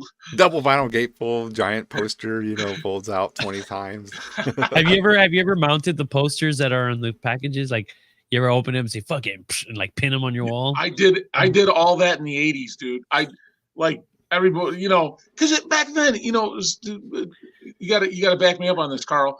Like back then, you didn't think like anything about like, oh, this is going to be worth $200 in 10 years or something. You got the post. Of course, you put the poster up in your bedroom. It was just about being fans. Yeah, I'm gonna fucking put this post. Oh, who the hell thought Yellow Goat Bathory was going to be this, $4,000 record in '84? No one did. No one thought that. Not one person on planet Earth. People like to rewrite history about. You could find that album in dollar bins up to a certain point in the late '80s. Absolutely, 100%. He's got the yellow pants. I got the yellow shorts. He's got the Bathory yellow goat shorts. You're gonna be able to sell those in like 20 years, dude, for like $2,000. Yeah, no, I absolutely did that, JD. I 100% took the posters out of my records and put them on my wall. Absolutely. Now I know, and I probably have 90% of them that this is probably gonna be a mess, but can you all see that? Yeah, Venom. Oh yeah, the Absus. The Absu. Oh yeah, those came in. Yeah. So, yeah, no, but I absolutely did that. And I know, now I probably put 90% of them back in the records after when I moved or whatever, or I changed posters or whatever. I took them down and put them back in the records, but 100% they got fucking tack holes in them, for sure. The corner. You ruined the value. I couldn't care less. I'm not selling them. And I mean, what the fuck? Like, why should we? I mean, we need to experience. What a waste for some piece of art to be hidden from yourself. you bought it, the guy created it or grow whatever. These people created this artwork, this expression. You went and you got it, and then you're like, but I'm never gonna take it out of the box. You know, it's like What's the point of that? Yeah, We that, should, that we didn't should. happen. That didn't happen with us in the '80s. That everybody opened the records, put the records on, and put the posters on their walls. 100%. Yeah, you know, the I mean, famine unfortunately- mentality kicked in. I remember You having didn't some do that. friends who like I don't know. tacked their damn vinyl covers on the walls too. Like Yeah, that I didn't do. I didn't do that, but I remember seeing my friends like, oh, I don't know if I. I could put do the that." posters up 100%, 100%, 110%. Posters for sure. You know, not beyond a shadow of a doubt, but yeah, no, but I think that was kind of part of the whole like experience of listening to the record, that you put the poster on the wall and you're literally, you know, like this, laying in your bed, you know, looking up at the ceiling, you're looking at the poster of the Listening to- album you're listening to. listening I mean, to it. You're for immersing me, that was part of the yourself. whole experience. You Yeah, know? it's immersion. Like So- Yeah. I know this didn't come with the fucking album, but like I'm sure you remember like going into the record store and buying your Number of the Beast poster. You know, you could actually see all the little people down there, you know, that the puppets and the puppets and the puppets and the people in the flames. Now, I used to listen to my Number of the Beast and listen to that, look at that poster all the time, man. That blue corner's a fucking Iron Maiden poster I got at a show when what's his name rejoined again, Dickinson. Bruce, yeah. Yeah, it's Nice. neat when they're Derek Riggs, man. He would put all this little micro detail in there. You're always looking at it and you're listening to the music and you're just immersed in it and you're seeing all the details. You remember the poster for the Tail Gunner? I mean, it's like Eddie's a fucking plane all shot up and his bones are coming out and he's dude, it's fucking cool, man. There's so much going on. Now, Ken, are you a Dickinson or Diano guy? Dickinson, 100%, Dickinson, 100%. 110%. Did you like any of the Diano stuff or? You know, so I was exposed to Iron Maiden. So Iron Maiden's my favorite band of all time. That's my favorite band of all time is Iron Maiden. Cool. Yeah. Now I was exposed to Maiden in junior high, so you know, didn't know anything about music at the time, but I was exposed to Maiden at that time. I thought it was cool, but it didn't resonate with me until Dickinson came on board.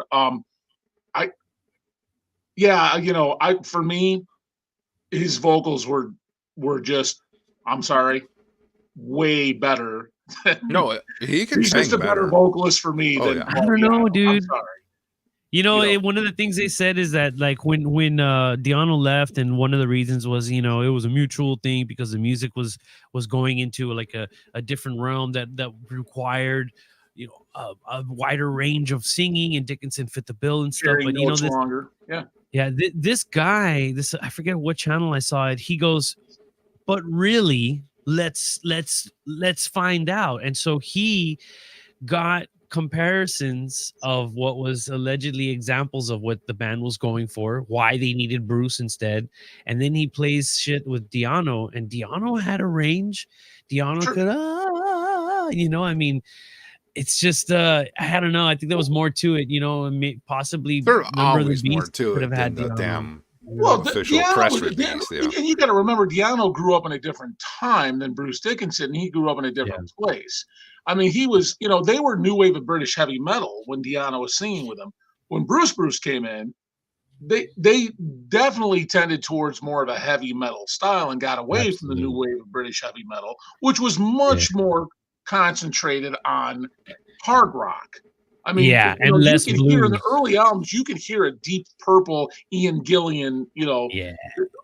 vibe to Iron Maiden records. I mean, they probably cite Ian Gillan as their biggest, you know, one of their biggest inspirations, and Deep Purple. So you can hear that in the music. Now, you know, Bruce, and I'm sorry, he just carried a note better.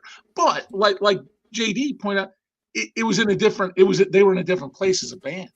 You know, they wrote differently at that time, and it was in a different place. I'm not saying Diano couldn't have done it, but yeah, it's Diano. I mean, I would say Bruce Dickinson. There was a time where I was like 100%, and Diano was like, "Yeah, he's good," but you know, Bruce Dickinson 100%. But now, as I've gotten older, I feel like Bruce Dickinson is more. I think I like it more, But then, I mean, I'm sorry, Diano. I think I like Diano overall more. But then there's like Quest for Fire, and then there's like fucking, No, Peace of Mind. Where Angels Dare or Where Angels Fly. Well, that's the thing. Oh. Iron Maiden Killers is a great 1-2 punch. 100%. Number of the Beast, Peace of Mind is a killer 1-2 punch. And Power Slave, those two, Power Slave and Killer. Power Slave is my favorite Iron Maiden record of all time. Yeah, Power Slave. 1982. Oh, 80. No, I'm sorry, no. 84. 1984. Yeah. And 83 was Peace of Mind.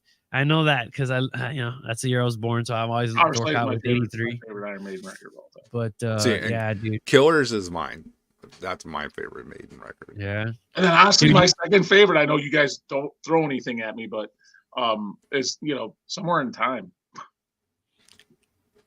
I know. I'm like, I that's don't have any your tomatoes. Oh, I love it. Somewhere in Time is my second favorite fucking Maiden record. I know people Is slag it. does Somewhere in Time have Bring Your Daughter to the Slaughter? No, that was No, that's Fear of the later. Dark. That's like Fear of Seventh the Dark. Son. Yeah. No, Seventh Fear of Son the was Dark. earlier. No, No, it's Somewhere in after Fear of Time. the Dark. Well, that was after Power Slave, wasn't it? Yeah, Somewhere in Time Yeah. was like Yeah. 87. Right after. That's actually a pretty good. The Clairvoyant, that's got a sick moment in there, man. Clairvoyant, that's that was on Seventh Son. Son number 7, son. That's when it got ridiculous. What was the terrible video they did? Was that What are you talking about? That's a trick the question, terrible bro. video they did with Iron Maiden did for Seventh Son? What was it? Was it the Clairvoyant? They did that terrible video they did. It was no, they did. oh my god, the worst video ever in my life. What was the I've ever concept? seen a heavy metal Remind me band do. here. What they They do? did it was for Seventh Son. What was? I don't remember the song, but they did a video on MTV for a song off of Seventh Son. It was absolutely fucking horrible. They were like in a cave or running around or something. It was like fucking horrible. No, I remember like Run to the Hills like dominating MTV back in the day. That was like one of the regular rotation, dude. That Flight of Icarus would always come on. It was a weird. I mean, it's weird to think that heavy metal was on regular popular rotation like that. Yeah. One thing I always nowadays. One thing I it's notable for me for Peace of Mind is it's the first album that Nico McBrain came on, right? And it was pretty heavy because Clive Burr was like, Clive Burr, he fucking changed metal, man. His drum beats. He did. He was rooted more in the hard rock. But somebody's got that right answer. There was "Can I Play with Madness?" That's it. Oh, that's right. Yeah, It had live shit on there too. It wasn't that bad. It did have a little bit of live, but oh my god, what an abomination! What a complete fucking disaster. But real quick before I lose my train of thought, what I was gonna say real quick on Peace of Mind and Nico McBrain is then it's like, hey, so here's a new album, and we got a new drummer, and everybody's like, oh shit, I wonder what he sounds like, and you just press play, dude. And you're like, holy shit, this guy's like, hey, I'm the new drummer. What a fucking glorious, powerful. I'm sure you know the backstory how he got in the band too, right? He was in another band for Trower, what's his name, Robin Trower or something like that, and somehow he got in. I forget the story, but he was a drummer for another band that they would open for Iron Maiden. He was Robin fucking Trower. Eddie. He wore the Eddie mask for them. He was. Oh Eddie yeah, mascot. I'm sure he did it at a show or something, but he wasn't like always Eddie. I don't know about that. They said he kind of was telling them behind the scenes, "Hey, your drummer's getting drunk a lot, and fucking up."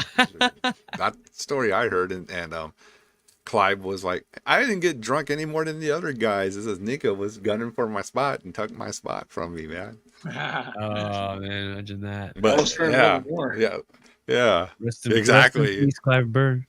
Yeah, Clive. I mean, dude, the Ides March. Dude. He's fucking killing it on them drums too, man. Yeah, I mean, dude. I guess that's a problem they have. Which you Trust before Maiden. I didn't know that. Oh, I have Trust records. He was in Robin Trower's. I forget what that guy's name is. Another badass blues rock, early heavy metal dude. Yeah, Nico Big Brain Trust. Yeah, man, this Yeah. fucking Well, Steve Harris writes like, doesn't he like? Didn't he always write like 90% of the music anyway? yeah, Oh, more than pretty that. much his Yeah. band, and when it boils down to it. Yeah. You know, it's funny. Like I read the Dickinson Bruce Dickinson's. It's more of memoirs. It's not really like an autobiography because I mean, he tells you a little bit about like how he got into music and stuff as a child, but it's not. It's more like memoirs. His memoirs and man, I'll tell you, him and Steve Harris, like they almost killed each other a few times in that band. Oh yeah, Oh yeah, they literally like went fisticuffs several times. Like they just like they just wanted to like choke one another out every time they like practiced or were recording an album. It seemed like they like wanted to kill each other. According So to that's his probably- memoirs. probably why Yeah. he split for a while. Then he just couldn't take it no more. Oh god, the abomination that was Iron Maiden for a while. The Oh, Virtual man, 9 and the X Blaze. Factor. Blaze Bailey, man, what a Oh, fucking diarrhea good experience. There. That was- Iron well, Maiden you know went what? from- Every band has a dark spot. So, They went from playing like the arena here in San Antonio to having to play the local rock club when Blaze was in the band. And people booing and throwing shit at the band. Dude, everybody was quite upset, quite perturbed at this guy sucking eggs on stage. I just can't, and I didn't understand why, you know, why they chose Blaze Bailey. Of I all don't- they people, should have had For arguably anybody. one of the biggest heavy metal bands in at the time. Like, I get, you know, replacing Bruce Dickinson's a daunting task. You know, I get that. So But in you're the gonna 90s, have there were a dime a dozen. Those singers were everywhere. you're gonna They have could to have. find a pretty darn good vocalist. And I mean, so I get it, but Blaze Bailey. I Yeah. mean, did you not listen to the Wolfsbane album? They lost a Right. bet. probably someone in management thought it was a great idea and talked them into it or something, because it was terrible. I mean, what band was big band from the 80s was really good in the 90s? Who? I'm not gonna, not underground death metal, but the Judas Priests, the Iron Maidens, the Saxons, who put out great albums in the 90s. Right. Yeah. It was It was a reformation. Death metal was coming, man. Death metal and Yeah. thrash was Death metal, doing yeah. its Thrash thing. was taking Black over metal. at the time, yeah. Thrash for sure. yeah. Thrash was rolling until I guess grunge and all that shit. DJ's Priest asking, did. do I know Antichrist Kramer? Yeah, I know that guy. He did what was that? Something he had a label. I forget what it was called. Something Solutions. Absolute Solutions or something like that. Like, yeah, I can't remember the name of it, but yeah, I know Anti-Christian Kramer. Yeah, I used to talk to him at shows and whatnot. That name sounds way familiar too. Yeah, he did a label. It was called, what was it called? I don't remember the name of the label. Like something Solutions, like Absolute Solutions or something. He was kind of like he kind of claimed to be the satanic skinhead or something, like. That's what I'm thinking of. There you Yeah, go. he was like all into Yeah, that stuff. satanic skinhead metal. So, what were some of your favorite thrash albums, Ken? Off the top of your Devastation for sure. Dark Angel. Who doesn't want to listen to the first Exodus? so brutal. Bonded by blood. I Changed the world. I really don't think, for me, that's all I need from Exodus is the first album. I I really agree don't with like it. I don't like 100%. anything else. Well, I did after like that. No Place for Disgrace. No Place for Disgrace was a good record. I did like that record. I probably didn't even give it a chance because I Oh, I was gave it just a like chance. so let down. Was Were you Pleasures the of the Flesh? coach? Pleasures of the Flesh was the second one, right? Oh, I'm Or sorry. I'm thinking of Fabulous I'm thinking of Flotsam Disaster. and Jetsam. I'm sorry. Okay. But I was like, nah, man, no Bailiff, no Exodus. That's how I was, I didn't mind Yeah, Pleasure of the Flesh. It was nowhere near as good as Bonded in Blood, but then Fabulous Ass was just a complete abortion. Hey, There you go. Ken, during those years, were you living there in the East Coast? Were you already in that area when the thrash scene was doing its thing? I was in the Midwest. You're in the Midwest, okay. Yeah. Yeah, so I mean, that affects a lot of people too. You know what's kind of accessible, right? You got bands like Nuclear Assault doing a lot of shit, Overkill, all those. But bands. you were pretty much in the Chicago area from like. Yeah, we were spoiled. Syndrome. We had great record stores always in the area. I remember seeing ads from Chicago record stores back in the day. So we got literally, if something came out, we had it like literally within a couple of days. It was at local record stores. Like we were super spoiled being in this area. So especially me being in this area that I'm in, which is just, like a suburb about 30 miles south of Chicago. We had it was the record store. It was called Crow's Nest. And this record store was literally the size of a warehouse. And it just wasn't metal. It was, everything, it was all music. And they had everything, tapes, CDs, vinyl, shirts, posters, paraphernalia, just everything a music record store could have. And they had it times 10. So yeah, we, growing up in the 80s, like when a record came out, they would have this wall as you walked into the door. There was this wall, and it would be the top 10 records, right? Mm-hmm. And literally they would have them like on the wall in these like I don't know, attached to the wall were like these wire, like, I don't know, like crates almost. And they would put like a stack of the records in there, and then put the number 1, 2, 3, 4, 5, all the way to 10. And you could just walk right by and grab your number 2 King Diamond them record, So we were super spoiled when it came to getting releases, because in the area, like we got everything there was. Like if it was even on a remotely big label, it was there. So we were pretty spoiled. I mean, that was like one of the cool things about those days, is going to the record store on Saturday and just seeing all the cool shit. You could buy 3 records at this place for $25. Oh, they were $7.49 or 3 for $25. Wow. Yeah, those were the great prices. I remember records like the $8.99, on them, $7.99, and then they were $7.49 for a brand new record, or you could get 3 for $25. And everyone's going to go for the $25. Of course. Yeah, you'd spend 3/4 of your paycheck on records every Friday. You'd spend at least half your paycheck on records every Friday. Well, there goes that $50. I got no more money left now. Yeah, me and my first job, no, I never saw any of my money. It was just all fucking records, CDs, records, cassettes, and CDs. No. Ours is Hog Wild, our mainstay. It's still here. Well, I was also hitting up CD Trader for a little while, and that guy fucked me over, dude. He would charge so much for those damn CDs, dude. That was his name, Rick? For Fat Rick. He's dead, dude. He fucked me over, dude. He was notorious for being a ripoff. Yeah. If I would have known you back then, I was like, don't go there, dude. He's double charging you. I was like, hey, there's this place called Hog Wild. They got the same shit for like $5 cheaper. He would send his workers to Hog Wild to buy CDs to sell at his shop double the price. Dude, it's like, oh, well, that's an import. He was this big guy, and he'd have his foot up on the showcase. He'd be sitting on the chair, and he's so big he couldn't. And he'd just be like there, almost laying down, like sitting up on a chair and a stool with his feet up, because he couldn't breathe.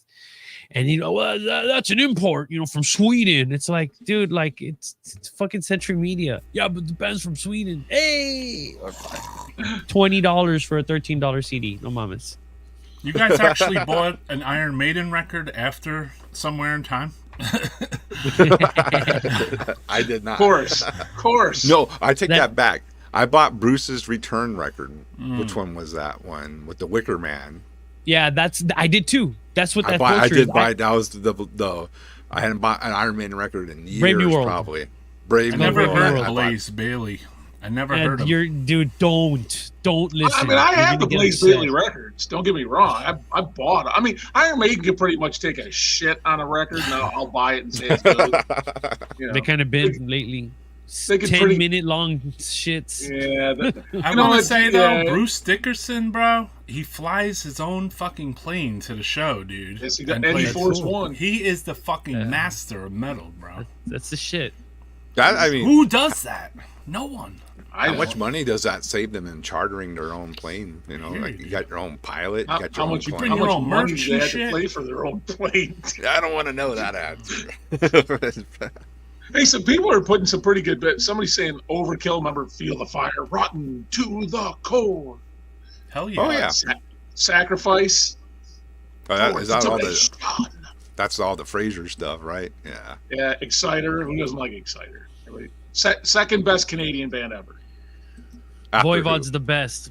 Ugh, Ugh. sorry. Slaughter. That's me. That's me. Slaughter. Fucking Slaughter. Slaughter Slaughter fucking rules. Slaughter. 100% rules. Slaughter. 100%. Canadian hard. metal's great. What's that? Slaughter. Slaughter's hard. I mean, I don't know. I heard Voivod first, so. Yeah. Oh, so did I, actually. I heard Voivod first, too, before Slaughter. But then when I heard Oh yeah, I Slaughter, heard it ruined Voivod my first life. for sure. Yeah, yeah. War and Pain, or weren't they on the Metal Massacre before that? Nothing Face. Yeah, I heard Voivod first, too. But when I heard Slaughter, that was... it Yeah, ruined they my had a life. hard guitar sound. Yeah. Surrender or Die demo still crushes. That guitar tone is raging. I Absolutely. first got that in a trade, and then I ordered the demo from the band. Now I was still mad because he sent me the demo, but with no cover. Aw. But he goes, but I threw a live show on the B side for you, bro. I was like, I'll make up for it. okay. So it's I not wanted even the that actual skull. demo either. I wanted that skull punker thing with the So chainsaw. Groovy you know? Aardvark aren't in the running here? Who said Slaughter Lord? There's a band, Slaughter Lord. Yeah. Oh, fucking Slaughter Lord. I mean, come on, man. Yeah, Yeah. they're like black metal from Australia almost. Yeah. Dun, That's dun, another dun, scene. dun, They dun, should, somebody dun. should write a book about that, about Australian metal. Damo should, It's- man. Fuck. That'd be cool Yeah. to read. There's a good Sadistic video of execution. Fenriz. Let's see. There's a video of Fenriz at a university, like doing a general map of metal. You know, talking about Canada and you know, England and United States and Florida and Norway. Oh this and yeah, that. yeah, And yeah. I remember It's all super cool, man. Of course, he mentions all these bands, you know, but it's neat to see them all. There's so many more. that. What about do you remember Aggression? The Oh, Canadian Aggressor? band? Yeah. Aggression. Aggression. Yeah. Yeah. Aggressor is the French band, right? Is that the one you're thinking of? French band? Yes. Yeah, I think so. What about Death Yag metal. Sagoth? Dude, you What got about Francisco Confessor? to play that Oh, like the other day. Confessor? And I remember Wait, reading that's about Yog Sagoth, thinking, too. and it triggered me. And I said, this shit ruled. Yeah, yeah. I need to get a copy of that somehow. I don't know if they got a bootleg CD of that. Yeah, or I wonder if something, they do. I would like to have that too. but that was a blast from the The past. demos like, were fucking yeah, and they had a bugged out logo. Yog Sagoth. And I remember reading like in Metal Forces or something like that, a review of it. And it just sounds. And then when you played it, like, it actually triggered the old memory on that. Like, holy shit, I haven't heard that. Yeah. Infernal Majesty. There's another one. Oh yeah. Infernal Majesty. Oh yeah, for sure. I mean, when some of these bands came through, like I would say the records were obtainable, I found that like I matched everything to Slayer, and then I was not liking some of these things. Were you guys in the same predicament, Carl especially, or Ken? Well, that I was mean, the it's thing hard. You about listen to Sacrifice, or you listen to Whiplash, or you listen to anything that wasn't Slayer, and you were kind of like, even Possessed later, you were kind of like, I don't know. Well, I mean, Slayer. If you compare with my book, if you did that, then you probably wouldn't like much because nothing was going to compare to Right. Slayer. You know, It took me a Except while maybe for like all these like Infernal Seven Majesties Churches and all this and stuff all to that, you be know. something for me. You know what I mean? Like it took like a little push over that line to be like, all right, Slayer's not enough for me. You know? but when Slayer, like Rain and Blood and all that, that's right around then. That's when I was like diving into the underground demo trading circuit and all that. So I was finding like, you know, all those Yeah. bands like what Everybody's Morbid Angel age and all always that. determines what they and where they're at, and it could be like a 1 or 2 year difference even, and it'll change. Like Ken will have his own like lane, and whatever age he is, we're not going to say. Or I have my lane, we're not going to say. You have your lane, Necron, we're not going to say. JD has a lane that's younger, I think. And 40. we're not going Yeah. So like, can you know, say. like Yeah. everyone he got into like things on like a different lane in a weird way. And it could be like just a 1 year difference, and your lane is like just like that much. Oh, difference. especially back then when all that music was exploding so much. Especially in the first earache age too, because there's a lot of people that are like harmony corruption, and I'm like, ugh. Yeah, that was the album that was out when I was around, and it was weird because like speaking of that, to hear Napalm Death when I was first hearing them as a grindcore band, I didn't even understand that. I thought they were just a death metal band. It's like, oh, grindcore. I'm like, what is grindcore? Like, I was like, is that a label? Because then there turned out to be one, right? It didn't, because I didn't hear Scum. I didn't hear, from Slave into Obliteration. Yeah, that was exactly. That I didn't was hear my that. entry level record. It was Harmony Corruption. It was what was the one Well, after? Harmony Corruption's a death metal record. That's not death grind. Totally, There's no totally grind death on that metal. record. Yeah, Mentally that's, Murdered, that's too. them going death metal. I would say for Mentally sure. Now, not Murdered. until Utopia Banished. Utopia Banished is death grind. Yeah, I would There's say grind. Mentally Yeah. Murdered was their first death metal record, though. No? I would say it's like them foraying into death metal. I wouldn't. I think know if Harmony it's Corruption was straight up, but What for year sure did Harmony Mortal was Kombat straight come in. out? Which one? Remember Mortal Kombat? The movie Infernal of the Diatribe? video game. Yeah. They came out. Napalm Death came out on that soundtrack, and that was probably. I don't know. I still didn't understand why they were calling him grind. I didn't get grind. I didn't get it. I was like, Right. it's all death metal to me. Kind of like how like death metal bands were thrash bands, and like to me, I couldn't tell. But it wasn't until later that I went backwards. Like, oh, that's You know what's grind. weird Like, to see Mick Harris out on Facebook completely disavowing everything he did in the old days? Have you guys caught that? that's like Pete Sandoval. He's doing the same shit, talking shit about all this other stuff for whatever reasons instead of just. And Every once in a while enjoying he'll it. embrace it, and then a lot of times he disavows it. He's like, Yeah. I don't know, man. Pete Sandoval, aka Christian Predator. Oh yeah, Pete Sandoval. He's just a fucking. But yeah, he'll still Character. do the terrorizer, and go out there and fucking blast Well, I mean, That's for Jesus. him for Terrorizer. Jesus. it No. rules though, regardless. World Downfall, it can not say bad I about that know. album. Yeah, No, of you course can't. not. Yeah. You can't touch that record. Yeah, nobody could fucking touch that. It's just every song, is fucking a ripper from start to finish, and just well, that fucking destroyed the stereo. It fucking rules, man. I know, and when you got the Grind Crusher like comp, it Yeah, was like I had that. you Yeah. just got hit with one fucking thing after Oh. another. You got hit with the Morbid Angel, then you got hit with the Death metal. Terrorizer, and you got it Death was like, metal. what the Death metal. fuck, man? This is all That Grind Carcass Crusher too, had man. Carcass was on it, but so was a Nocturnus, right? I think they were on it also. Yeah, they were. It was a very death metal compilation for me. That's Yeah. how it felt like. I didn't feel like grind. Well, the It second wasn't side even of it was like the grind side, where they had the heresy Right. and they had maybe the Godflesh or something. The original Yeah, Grind oh, Crusher yeah, was yeah. kind of short, and then they kind of Yeah. like expanded it a little bit. Yeah, I had that EP. But that Carcass, the version of Exhume to Consume on the Grind Crusher, is like way lower and more brutal, and Yeah. It sounds That's a really good good. song. yeah.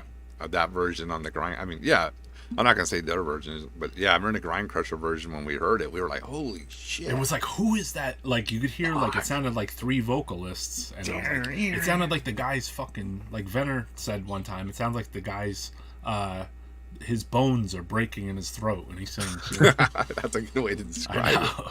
Fucking perfect. I saw Carcass play that live the first time. Here was the tour. It was Carcass on symphonies, touring symphonies, Pestilence touring, Yeah. Consuming Impulse, Consuming. and Death touring on Spiritual Healing. That was the tour. That was the first time I ever saw Carcass live. Yeah. It was in Death Chicago. and Destruction Carcass, tour. Pestilence, and Death. That came to San Antonio. That came was- to I me saw it. too. I saw it That twice. One amazing. time at Lemoore, and Pestilence didn't show up, and then they didn't show up in Jewillikers either. And But at G. Willikers, I got to watch it only 5 feet away. So, like, they're almost on the floor. So, I was so that was fucking amazing, awesome. dude. To see Bill Steer 5 feet away from me. I was I like, remember holy Michael shit. Amott. I just remember that dude had the longest hair I'd ever seen on a human being. Yeah. The guy literally had hair that was past his kneecaps. Like Ross Dolan, or was? Oh my god! Little Yeah, bit, yeah, yeah. just yeah. I'm like, how does anybody grow their hair that long? Like Michael Amott, like had the longest hair that I'd ever seen on a human. And we got to talk to the guys in Carcass, like Jeff Walker and Bill Steer. And they were telling, we're like, oh, how do you guys like the U.S.? And they're like, it's cool, but it's just a little different. And he's like, we're all vegetarians. He's like, so it's really hard to find like food. Well, especially back then Yeah. forget it. Oh, yeah. totally. I'm like, oh yeah, you're in the land of hamburgers, man. You're like, you're good luck. Yeah. You know, it's like Especially you were back in the land then. of hamburgers. Forget it. I bet you it people was a thought they were nightmare in big meat Texas. eaters because they're covers. Yeah. Oh, for They have sure. Very, For sure. very meaty But covers. no, he's like, I remember Bill telling me and my buddy Brad from Morgue, he's like, yeah, he's like, you know, how do you like the U.S., you know? And he's like, oh, it's really cool, you know? He's like, we love it. He's like, but, because it was our first time in the U.S., and he's like, you know, it's just a little weird finding things to eat, you know, for food. And we're like, oh, Yeah. like, why? Because there's like a fast food place every 10 feet. And he's like, yeah, he's like, well, we're all vegetarians. We're like, oh, You're like, "Ooh." that might be a problem here. You know, it's like, You're like, you're going to damn, get a you lot got of French fries, man. you got a 'cause, you roast. know, Yeah, you got a roast beef on the front of your cover, you know? Like, pretty yeah. much. You know, it's like, you're it's going to be Imagine tough. that, you know, it's like, hey, we got a gig for you, man, and we're gonna go all around the world, and we're gonna go to all the biggest festivals, but you have to be a vegetarian with us. It's like, They're like, the rider was like lettuce and cucumbers, and people were like giving them pizzas and like fucking meat. And they're like, what the fuck is this? I think cheese pizza Big was old okay. Yeah, Meat cheese. lovers yeah. pizza and all that. Yeah. Yeah. And then I remember the Grind Crusher tour was, I think it was Nocturnus came, Grave? It was- Nocturnus, Grave, and there was another band. Who did I see Nocturnus with? Was that? It was like wasn't it Napalm, Nocturnus? Yeah, that's what sounds. What I saw. Yeah, well, no, Nocturnus yeah. wasn't part of it, the American one, not the European one. Yeah, Yeah, American. No, I saw Nocturnus in the American Yeah, I saw one. Nocturnus. yeah, on no, tour, see, they like, were the with American somebody. one. Yeah, I remember Mike Browning, I was talking to, like, they were done with they opened, Nocturnus did. With their and I drums remember out in Mike- front of the other ones. What's that? They would put I the missed drums that. out in front of the other ones. Oh, yeah. With Morbid I missed Angel that. would set up Yep. their shit in the back. And they came off stage, and I remember seeing Mike Browning, and I wanted to go talk to him. So I'm like, hey, man, you know, great show, great set. And he's like, oh, thanks, man. You know, I was wearing this inverted cross, like some like weird looking inverted cross I don't know where I found it. He's like, oh, dude, what is that? I'm like, oh, it's just some cross. You know, I just like made a necklace out of it, some inverted cross thing. And he's like, dude, what, you know, he's like trying to examine this cross. I'm like, dude, I don't know where I got it. I got it like at an antique shop for like $1, right? Like, I don't know, you know, like he's like freaking out and telling me like how he was like so into the occult. yeah. And he just thought this. So I literally gave him the cross. I'm like, well, here, man. Oh, shit. Take it. No And he's shit. just like, dude, are you serious? He gave me a Nocturnus shirt for giving him the cross. Nice. I'm like, oh, okay, well, yeah, thanks, man. I was That like, is cool. it's like a cheap fucking cross. It's Well, like, now I'm gonna look Browning for is photos of Mike 1000%. Browning with a cross. I don't know if he still. Yeah. Hey, he probably fucked that off a long time ago. But Listen, Mike Browning is 100% occult fucking master, basically. he totally was then, man. He was like totally getting into like telling me about. I heard that from multiple people. That This is like, the he's guy who real deal. started Morbid Angel, dude. You know what I mean? Yeah, Let's he be was totally into it. realistic. He was totally. You could tell he was totally into all that, all the occult, big time. It wasn't just like a, you know, it was Yeah. like a real, you know, this was his religion, you know. Yeah. And he was like totally into, which is, you know, fucking awesome. He's super you know, fucking man, cool. Have conviction. I've You're gonna seen be him- into something, fucking do it right. You know. I seen him at Maryland Death Fest, and then he got off stage, and I was like, hey, you know, we were just chit-chatting, and then he's like, I gotta go. The girl gives massages over here. It wasn't that kind of massage. It was like Cool. they had like a massage table in the backstage of the Maryland. He's like, I everybody gotta getting go. their I'm gonna neck get my fixed. massage now. But let me see. I I'm was gonna, like, either "All right, talk brother." to, I'm gonna talk to Ken from Ken's Death Metal Crypt to go get a massage. I'm going for the massage. Are you kidding me? He's like, I'm done with you, dude. I'm getting Yeah. a massage, bro. Roy Fox, Massage Necro time. who? Nah, I'm gonna go get a massage. It was Hey, awesome. hey Carl, a callback to your beginning of the show. You posted a picture of that lanyard from when you played the November to Dismember Fest. Oh yeah, whatever. You still have it Yeah. there? Let me Yeah. see. So you guys are talking about like vegetarian food, right? We're talking about vegetarian, vegan stuff or whatever. I'm gonna follow suit with Carl's lanyard show and tell, with my lanyard I don't know show where and I tell. put it, man. Oh shit. It's too dark. This is when we played OEF, the 15th year, and it was it reminded this because of the vegan thing. They have a huge vegan Yes. Only vegan cafeteria food thing. in there. There's And only vegan food in OEF. it's huge, dude. And I was like, how much different food can you make that's vegan?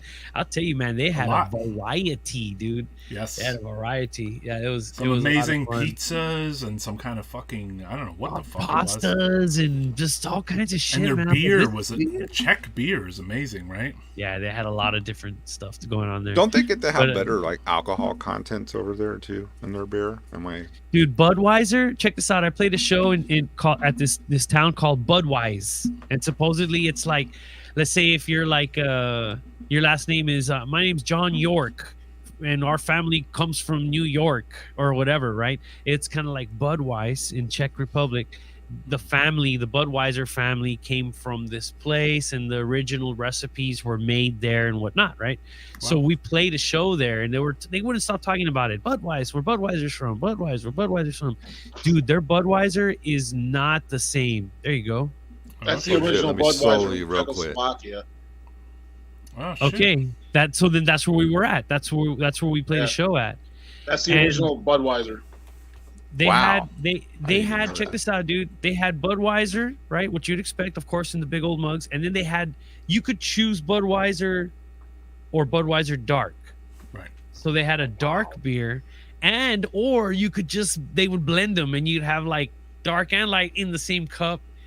You know, it's like it felt like a kid going to the fountain drinks and just mixing them all. I mean, that's pretty much what they would allow you to do, and like it's like 9%, 10%. Ugh, dude, you get fucking Alcohol's crazy blasted, over there. dude. Yeah, They I got- wouldn't have gotten out of there alive. No, dude, everybody got so drunk that the guys who drove us there and the other band, they were so drunk they couldn't drive us back to the hostel, so I had to drive us back, and I was also drunk ish.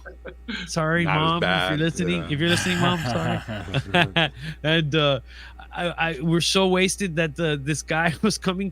One of the last guys we were waiting on, he just like walks to the tour van, and he just drops trow and starts mooning everybody and shit. And then next thing you know, like the owners come out and they start yelling at him.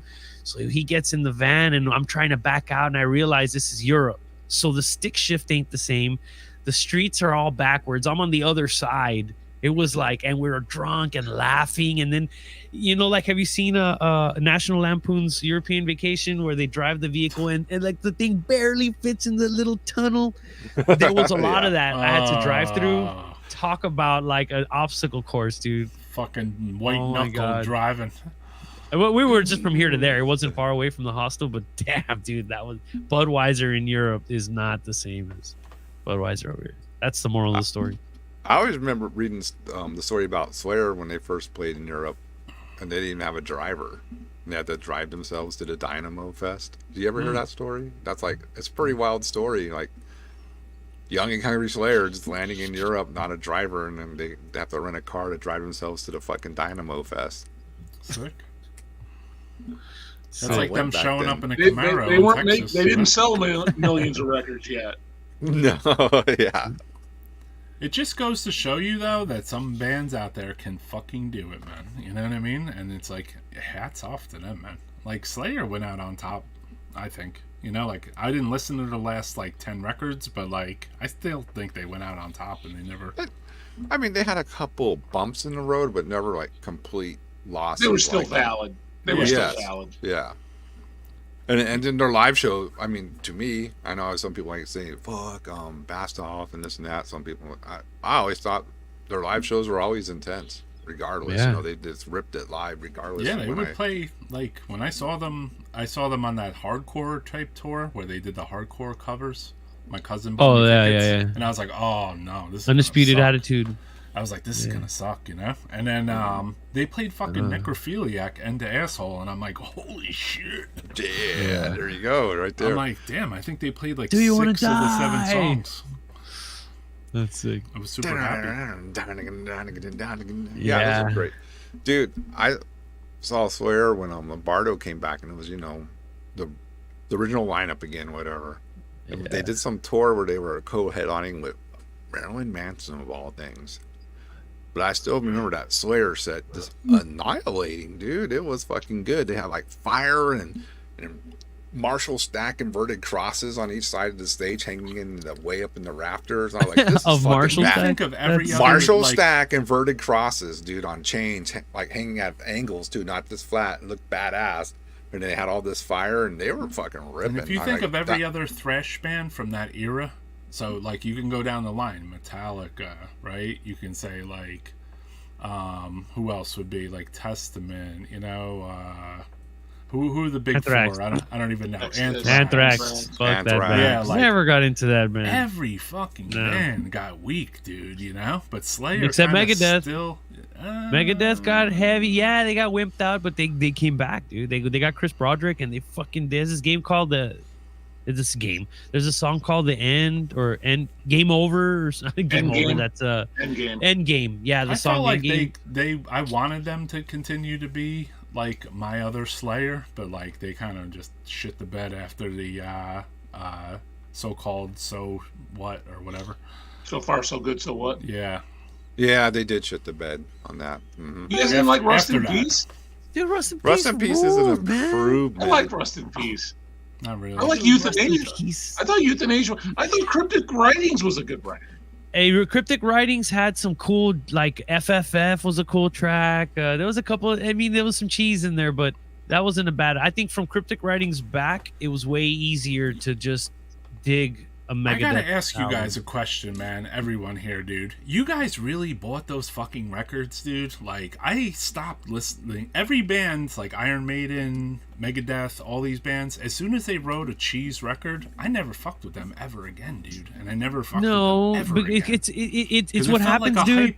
It felt like a hype was why people bought it, and it's the same There's reason a- why people go to Walmart to buy Iron Maiden records nowadays. It's because you're personally in love with the band that you're like, okay, please, they'll do it again the next time, and you end up buying the next one, and it's more I disappointment. don't think give I up did on that. the team.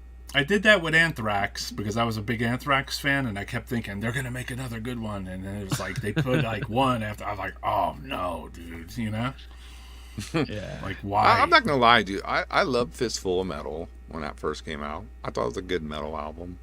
I liked Spreading, and what was the one after that?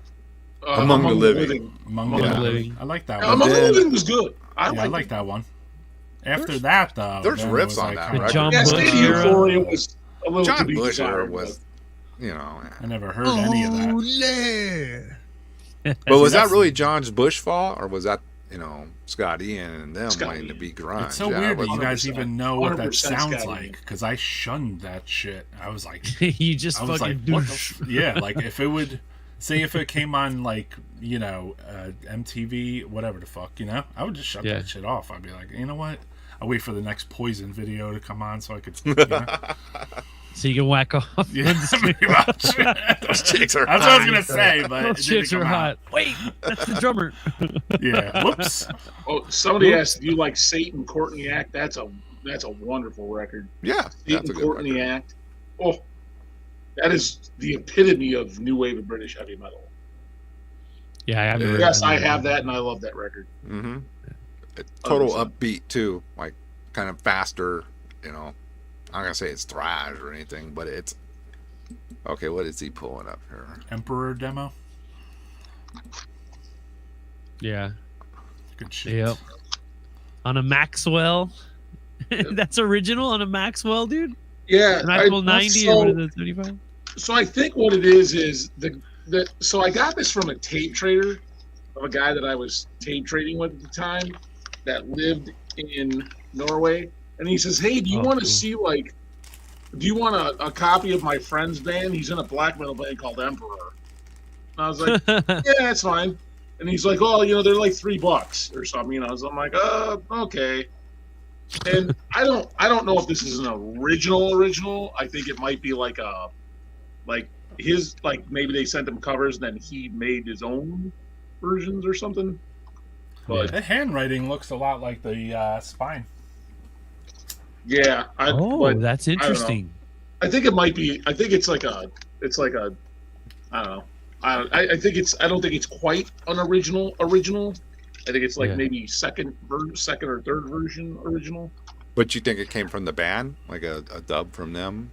I think the cover might have come from the band. Yeah. I think the back tape in those might have been days when we did that Pictures shit. tape. It So would be like like sound somebody extra would give you, n- they would give you 20 covers and they would give Right. you one tape. Yeah. I think that's what it is. I think it's the cover's original from the band, but I think the tape. They probably told their buddy, "Hey man, we'll send you a bunch of covers and then just tape our demo," and then DJ's whatever. asking what's on the side B. Mm. Maybe that's a differentiator or some kind of indicator of Nothing. its. Just blank? Yep, it's just one sided. Cool. Hmm. You put the music in, you hear like an additional rehearsal on there. You're like, oh. Live show. No, 'cause I Heard was- that before. No, because I always did that, and then there's nothing on that. I know. Double check. You just Oh feel yeah, like we you're all did waiting. that. There any Did you hidden listen tracks to on the either whole side? thing? Maybe they waited till the 30-minute mark to put like a 10 Well, if minute. they did, I thing. never heard it. DJ saying that's an original. It looks, I mean, the writing Wow. on the spine and the writing on the tape look kind of asimilar if you look at them. Yeah, I kind of think it's like a second or a third edition. Something tells me it's not quite original. Like it's not like the first ones. Like I said, maybe the cover is, but the tape's probably not. Yeah. That's, something tells me that. But That was a cool way to get demos around back in the day too. Like, Oh, yeah. The you know, tape like I thing, remember Divine 100%. Eve when I first wrote to them. They were like, I wrote to them and they were like, hey, like, could you spread our demo around? Like, you can, here's the master and here's 20 covers and, you know what I mean? And they were like, you could sell it and do whatever you wanted with it. I'm like, oh, cool. Like, that's cool. Like, I'm gonna dub off a few for my friends and just try to you get ended my up money giving them back. away. Yeah, and then just give maybe I would sell them for like $2 just to get the tape money Yeah, back. if that. Yeah. Yeah. It was mostly because I had the same thing, right? It was like I didn't make a dime. Like it was. You just wanted your friends to hear it. Disgrace you just wanted from people to Finland hear it. did the Yeah. same thing to me. They sent me They like didn't 20 make a covers or 30 covers, and they're like, "Yo, can you dub this for people?" I'm like, "Hell yeah!" Damn, that's pretty neat. Yeah, man. that's. I remember doing that. Yeah. Mm-hmm. remember Dubbing on the- Eucharist? Eucharist. Let me put you solo here. You guys remember them from Sweden? Ken in the Crypt. He's got his glasses on now. You got me on Eucharist that demo? one, but I'm sure Roy knows. Oh, who that's it is. good. I know that one. It was mellow So- death. The birth of melodic death metal. Melodic death metal. A little bit. Wow. Remember Sadness? Remember Sadness from Switzerland? Sure. These Oh, you got the demos too, huh? Cool. yeah, the Y demo and the Oedipus demo. You guys remember that Deep band? diving. I remember them. Blackened. They had I a don't very know who that bizarre cover for their They did. full Blackened Death Doom. Like Black and Death. nobody heard quite this stuff like back then. It was Blackened Death, like Doom, and nobody heard that before. It was weird. JD left. That usually means he's going into the crypt to grab something. Yeah, he's gonna come back with some show and tell. He'd be like, ah. What do I have anything cool to say? Anybody remember Gamera? Blind. Does anybody But I remember put all the my first demos band up they ever there. wrote to? Damn, Roy. That's deep, right? I do. Thanatos. From Holland. Thanatos? Thanatos. Oh, this month. Thanatos. Yeah. No, I think that was Oh, the first Thanatos. demo I Yeah. ordered. Yeah, Speed Kills or something. Yeah, an original Disma demo. I recognize Yeah, the writing dude. on Oh, it. yeah. Hold on, let me put I was you on gonna some I was gonna ask you about this, Roy, about that. Is this the right tape? Yeah, no, that's You know, an 'cause- original. Yeah. They had a couple different colored covers. I was just talking about this today to a friend, the guys from Ancient Death, and I remember when they were recording, they immediately wanted to put out a CD of their stuff because they were kind of like, in a weird way, I don't want to say super group, but you had members of Funebrarum, you had members of Incantation, you know? So like they were like, oh, we're gonna put out a CD, and I was like, yo, that's not the way you do things nowadays. I was like, you should put out a tape, and then you should put out some 7-inches. And they actually took my fucking advice, dude, and I think it worked out for the best. Yeah, I mean, it was easy to distribute, you know, and they spread them around. Well, their really tape, well got a lot of good traction, and then Yeah. you know, like I did a 7-inch with them. They did a few splits, and then eventually they did the CD, you know, and that really fucking blew people's heads off. I wanted to show this demo, and I wanted Roy to see this, but I think he went to go run away real quick. But this is a super rare demo, super limited I edition. like that cover. Dissolver is this Dissolver. project, and see if you recognize anybody in the photo there. There's a shadow. I see a It's girl, on- maybe, no? That's. Hold on. What it is? It's probably better pictures back here. This thing is so flimsy. Hold on. Is that a girl? Yeah, it's Noelia. from Oh Ixea. shit! Okay, Yeah, I like and, that cover too, man. That's a cool cover. That's me right there. Oh shit! So this is the Yeah. pre-Ixea? This is another thing. Yeah, this is like a super fast D beat, you know, punk influenced band. That's her right there. Oh shit! It's all backwards on this camera. Well, she's shit. on the playing guitar there. She's or playing bass? bass. Yeah. Yeah, some cool, super rare ass Yeah, demos. Never get. This So is the how tape. come the So yeah, that maybe needs Super a short. reissue. Look how short the tape itself is. It's like 4 songs. Whatever. What's the music like? It's like DB. It's like Motorhead, but real fast. Like, yeah. Cool. Yeah, this is cool. There's a lot of neat good bands down here that have done like oh shit, like there's demos where people just leave them black like this, you know, they don't put shit on them. This band out of Brownsville area, I think this is one of their first demos. They're called Nerve Damage. Oh, Some shit. really good bands, also real heavy crust, a little bit grind, a little bit of crust. Me and Ken are like both taking notes right now. We're like, we're gonna check that out later. Yeah, Like, see, yeah. even You'll like you'll on never here, find we can this. always learn, something, right? Which is kind of cool. Nerve Damage is cool. You should check them out. There's a promoter promotion group dudes down here called Honey and Vinegar and Ruido and Desmadre. Anyways, and those guys were all part of like a lot of these bands, a lot of these Brownsville D-beat crust grind kind of bands. There's another one called oh my god, I'm blacking out right now. I'm trying to think of it. It's up there.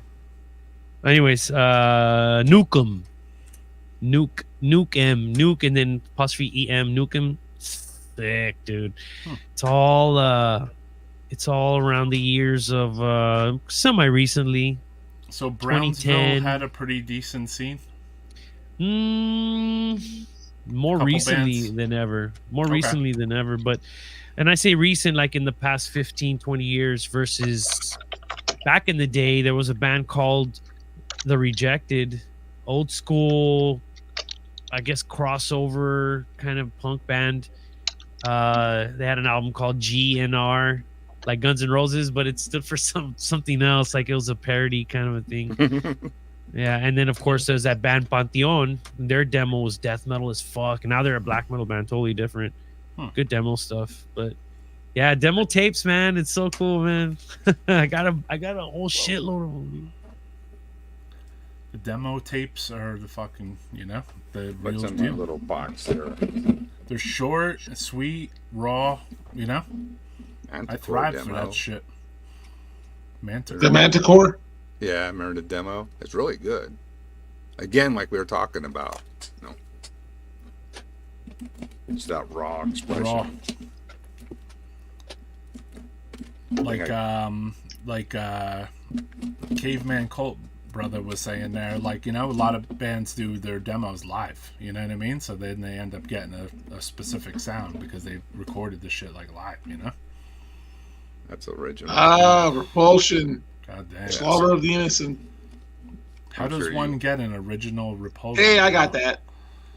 You're right. Right on back shit. in the day. Death Mute. Like, hey, can I buy the Genocide demo? They're like, sorry, we changed our name to Repulsion. I do have that's a hottie. that What's Cyrenax. Have you heard Cyrenax. Cyrenax, Ken? Oh, No. that's Austin? fucking hot. Damn. Yo, whatever you played that one day, that was the clearest version of the Did you Cyrenax I Save ever that heard. link I sent you of the Yeah, demo? I don't know It's if I really saved it, good but- version of Man, I'm just Dude, making it too much sounded noise. so fucking clear, dude. That's how the demo really sounds, man. Yeah, because I have a copy of that demo, and I was like, this is like, it made my demo sound like a 15th generation. Let's play some. Play that. Let me find it. That is so fucking good, man. And that's from 86? 85. 85, fuck. I think. Hold on, let me double check.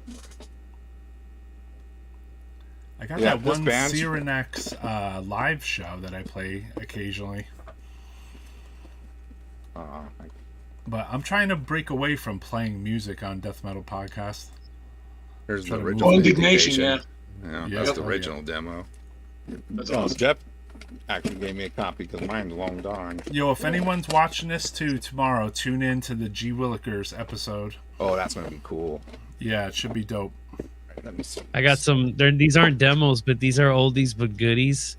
This is my Amon cassette from 1993.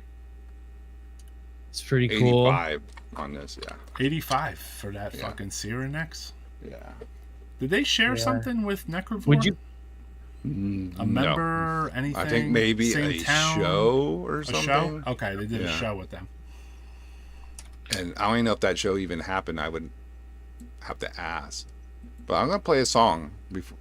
Emperor. Yeah, that was Ken's That's a head's good gonna split. be blown off by this, bro, because this Yeah, is check this out, Cyrenax Ken. really This is sick. Cyrenax from Austin, 1985. I'm gonna play a jam called "Face the Blade." Check this out. This dude's double bass from '85. It's Into the killing it. Blade. Yeah, "Face the Blade."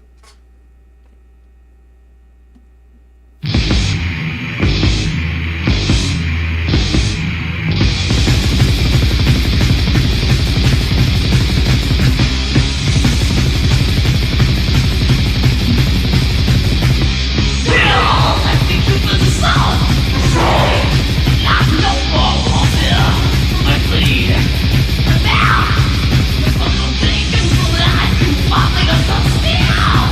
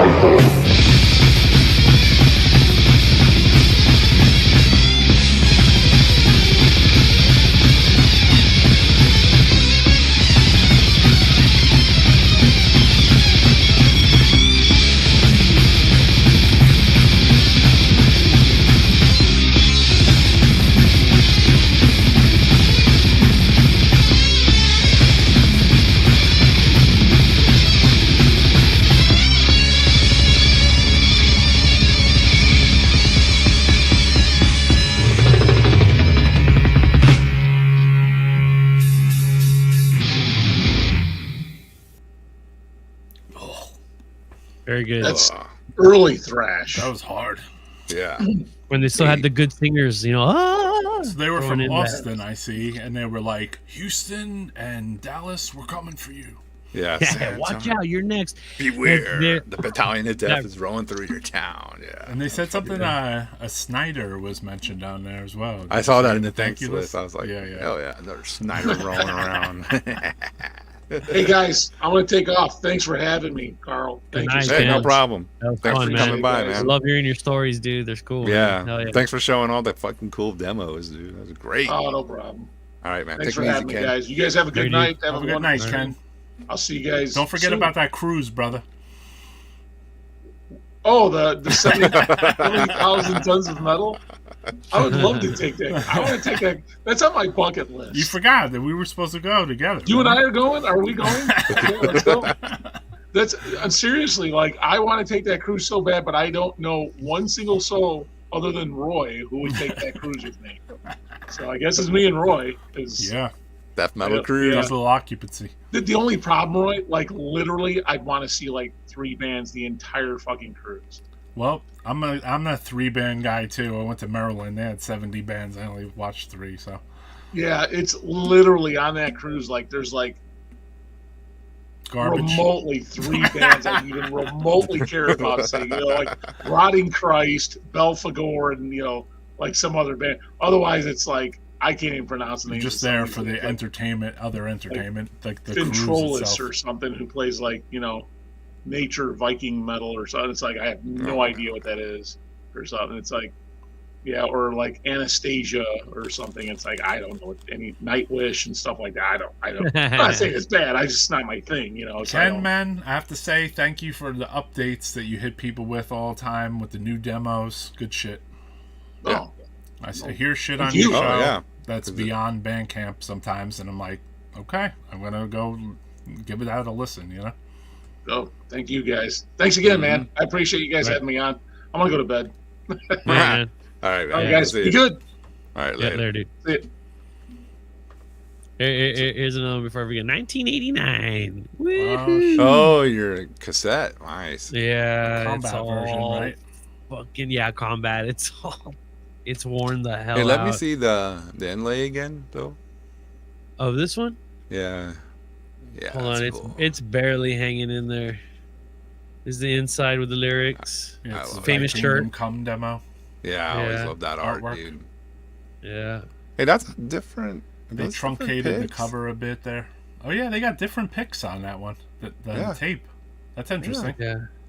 Yeah, those Yeah, are because I different. think that picture right there, there's another picture of this one with the blood on his mouth, but you can see his face better. And this one, he's like looking downward All more. 4 I don't know. It's pictures like are different than the record ones. it's Yeah. like the same concert, but a different different picture from the photos concert or something. That's Yeah. fucking cool. Keep that shit around, dude. Yeah, man. That's Never cool. know. I don't- I want to I get haven't some even- of those old like combat tapes because I had like the other. Maybe I had like a record or something, but I did like by the time I had the earache version, but then the combat wave came out and they made nice covers like those, and the Carcass ones Yeah. look really nice. The Rika Putrefaction tape. It's like I want that now. Grew up with this one, man. This is one of my Oh, favorite yeah. cassettes. I wore the shit out of this one, dude. Yeah, I wore the shit out of the 7-inch because that's the first thing I got to hear. Somebody from the Yeah. band or from Yep. Mexico sent it to me, or Dude, and maybe Enrique even sent it to me from. Oh, no Oh, kidding. Enrique. Hey, let me tell you a thing about Enrique. You talking about Mil Mecos, Enrique? He used to work with my dad. I'm talking about In, like, Sadistic temporary Intent. Yeah, he's. Enrique. I think sadistic. Oh, I'm intent, sorry. Enrique. I think Brujeria. Yeah. The guy. Oh, is there an Enrique in Brujeria? Mil Mecos was one of the stage characters, and he would also book them and like part of the Texas leg stuff. You know how it is, man. Like Yeah. when you're in the bands and you're traveling around, you got your contacts, and your contacts will kind of spread and get you your gigs The and first stuff. thing and, I got from them, it was a 7-inch. It was called Demonico or something. It was a red Right. cover, and it was Uh-huh. like, damn, man, this is hard, dude. The vocals were super hard. yeah, they went. But you know what? We're gonna play with them actually pretty coming up soon in November, and they have some new tracks, and they got a girl now to sing with them, and dude, that track is back to aggression, and it's not Oh, even really? Juan Brujo. It's this girl singing, and it's like fucking brutal ass song. I'm like, I hope the rest of the album's like this, dude. This new thing that they're coming out with right now. I hope it's just is that brutal, because the previous one, the penultimate one that just came out, was, I don't know, dude. It's got too hooky. I don't know. It's hard to explain. It lost. It's like raw. It's like ugly, filthy, brutal grindcore. It lost that. And this new track is pretty fucking heavy. So let's see what's up, man. I'm looking forward to that. Yeah, those Any old plans going albums to hit these hard, dude. Everything sounds more brutal in Spanish too, so it's just like, all the German sounds fucking badass. oh yeah, Norwegian, German's brutal too. Yeah, there's some fucking inflection and some brutal consonants. Dutch. Undergang. I don't know if I've ever heard brutal Dutch. Oh, pretty gay. Okay. Yeah, Undergang are all in Dutch. Their vocals, the Dutch lyrics and singing. A lot of the Dutch bands are all singing in Dutch. Aldi, I'm asking about DFW. Probably in next year, dude, when the new album comes out. Yeah, when the new album comes out, we're gonna try to hit up the Dallas area. And that'll be next year. Probably, hopefully next winter, man. You know, traveling and playing gigs in the fucking 110-degree weather is not my preference. no, summer gigs kind of suck now. It's just hot as Winter fuck. gigs. So you Well, stay yeah, inside, you make new albums, and then you go play in the winter. Yeah, Winter so- for you guys is like 60 degrees though, right? Compared to my winter, which is like 50. negative 60. Well, Yes. it's Yeah. between 50 and 70. This rotates around there, right? 70. Sometimes we get Winter. 40s and 30s. Like a Yeah. day. We get but like not negative. prolonged. Where I live, it gets to be negative 25. Fuck that. Badass. I know, it's so. Why you can't even go crazy. outside? I mean, yeah, your nose hairs fucking freeze as soon as you go outside. No thanks. How you get food? You gotta You gotta like. just deal with it. It's like a sustenance relationship with you and like everything, basically. Like, you know, you might, I don't know, where I live, it snows every day, let's say.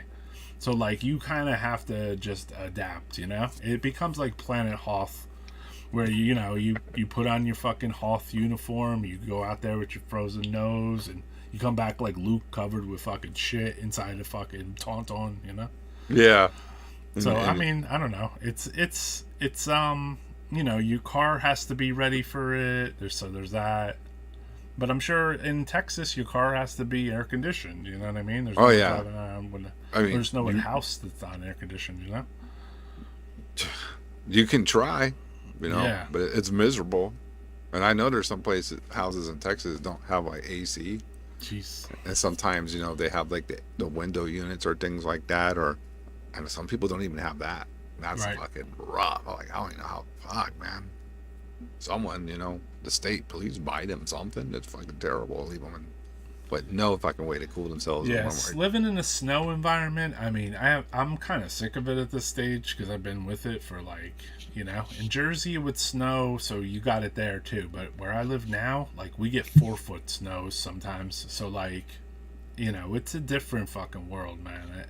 And as far as eating, like, there's no, you know, like where I live is in the mountains, so like you always are like kind of like pre-prepared for like food and shit. You know what Like I mean? you can't Like, just be sitting around going, "Oh, we what can't have order for dinner food tonight." Yeah, you gotta- can't like order food. Basically, there's no food ordering. You know, like, I don't know. Just I don't live.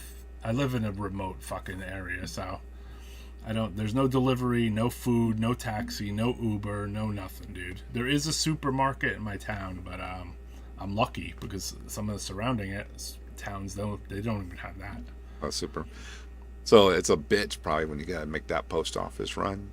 I mean, in winter. the snow, yeah. It's like sometimes the Like, car is so fucking snowed in that you don't Uh-huh. want to dig it out. So, like, you will walk to the post office. So, luckily, they do have some kind of, like, I would call it a road, a sidewalk clearing fucking plow.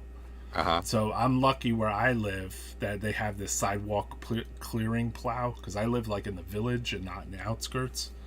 So like they'll put the fucking plow down the entire sidewalk in the town. So like luckily I can hop over my snow at my house and then hop into that fucking trench. And again, it becomes like Planet Hoth. You know how they had like the little trenches and shit. Sounds like you're on another planet to me.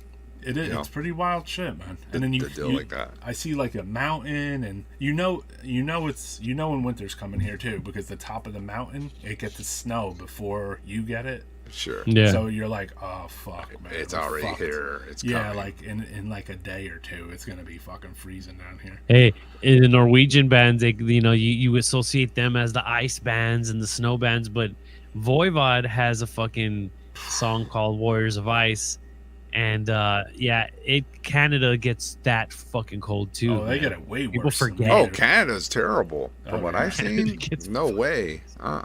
You know what? Like I think it'd be a great place to live, except for that winter. Yeah, the guy from Gorgoroth or whatever that Gorguts. Satan, you know that Oh, dude. Gorgoroth. The Yeah. one that holds a man down and grabs his balls for hours.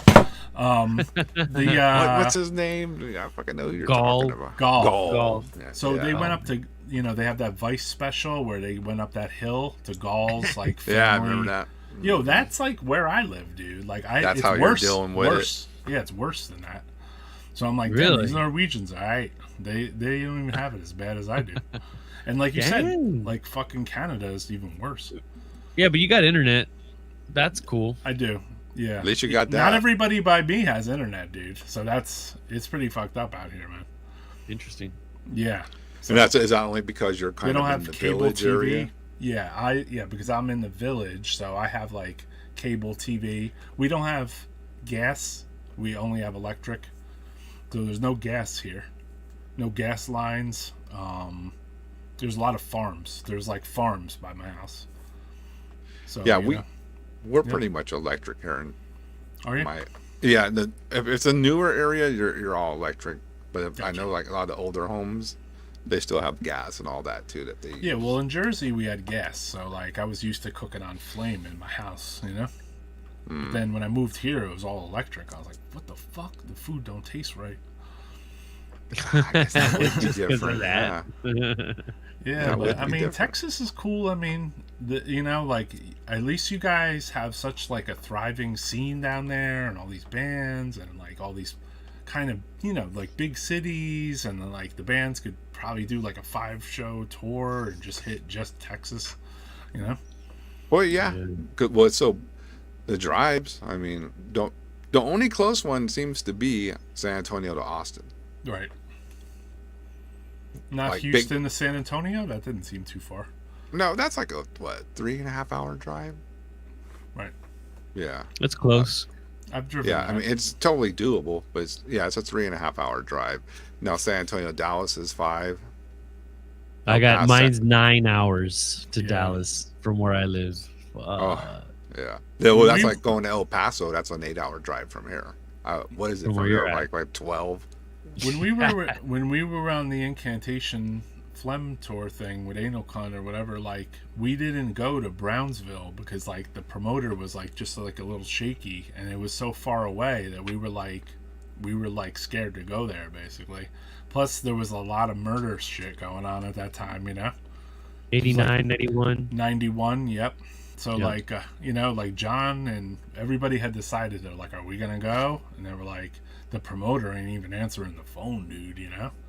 He's like, would you Yeah. drive 8 hours if the promoter didn't answer the phone? I was like, I didn't have a license at the time. I was like, nah, I wouldn't. He's like, all right. So that's That's a long way to go for nothing. yeah. So, and we were broke, so like we were just living off whatever shirts we sold. Which tour was that? Was that Phlegm?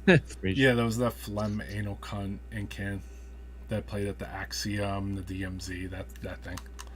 So there wasn't one additional show. It was supposed to be in Brownsville, and like everybody was like, "Yo, fuck this, man." They're like, the promoter ain't calling back, dude. We Yeah, it was putzed different around, before, though. man. Yeah, we It was putzed different around. before. Well, there was only landlines then too. Yeah, exactly. Yeah, And then- you couldn't get like that answer right away. Yeah, Like, exactly.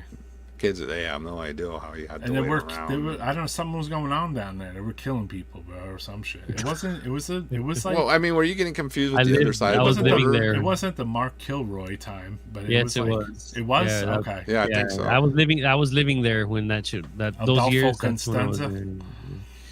Yeah, I was living about 8 blocks from the university that the girl was going to. She crossed okay. over. That's Yeah, Sandra that's- Aldere or whatever the fuck. it Yeah, is. I forgot her name. But Interesting. yeah, it was heavy, dude. Like I ended up joining Severance way later, but during those years they were playing in that area.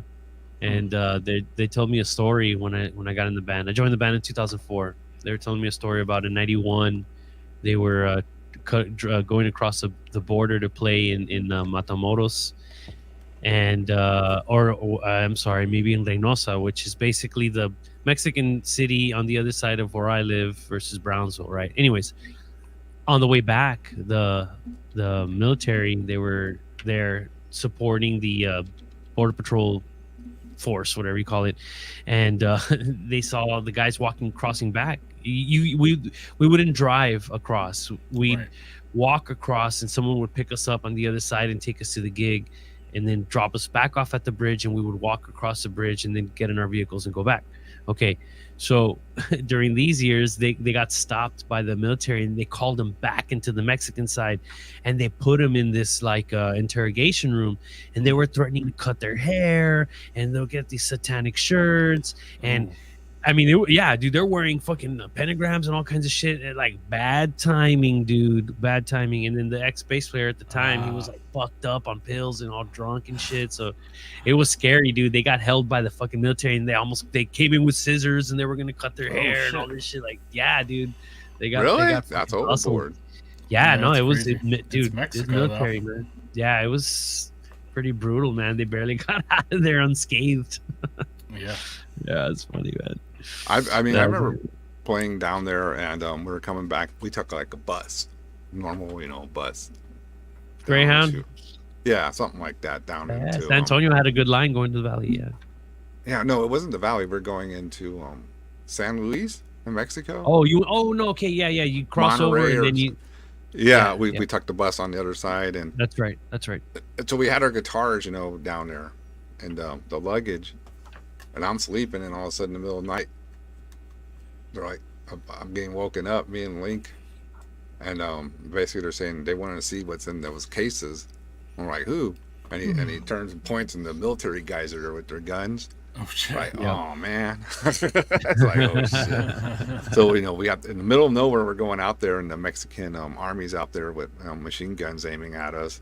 Yeah. And we have to open these cases all nice because we locked Nice and them slow. nice and slow, and because you don't want anybody freaking out and open them up. So there were guitars in the cases. They're right? guitars, and Yeah. we told them, look, they're guitars, and the guy goes, oh, guitar, heavy metal.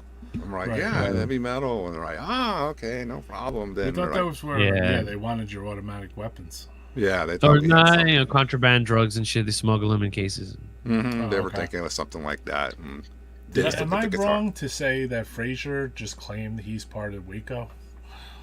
In He's the a chat? fucking war. He was at I like Waco. Carl's response. He was in the building. I was at the Waco shit. What are you talking about, Frazier? You were there. You were the leader, bro.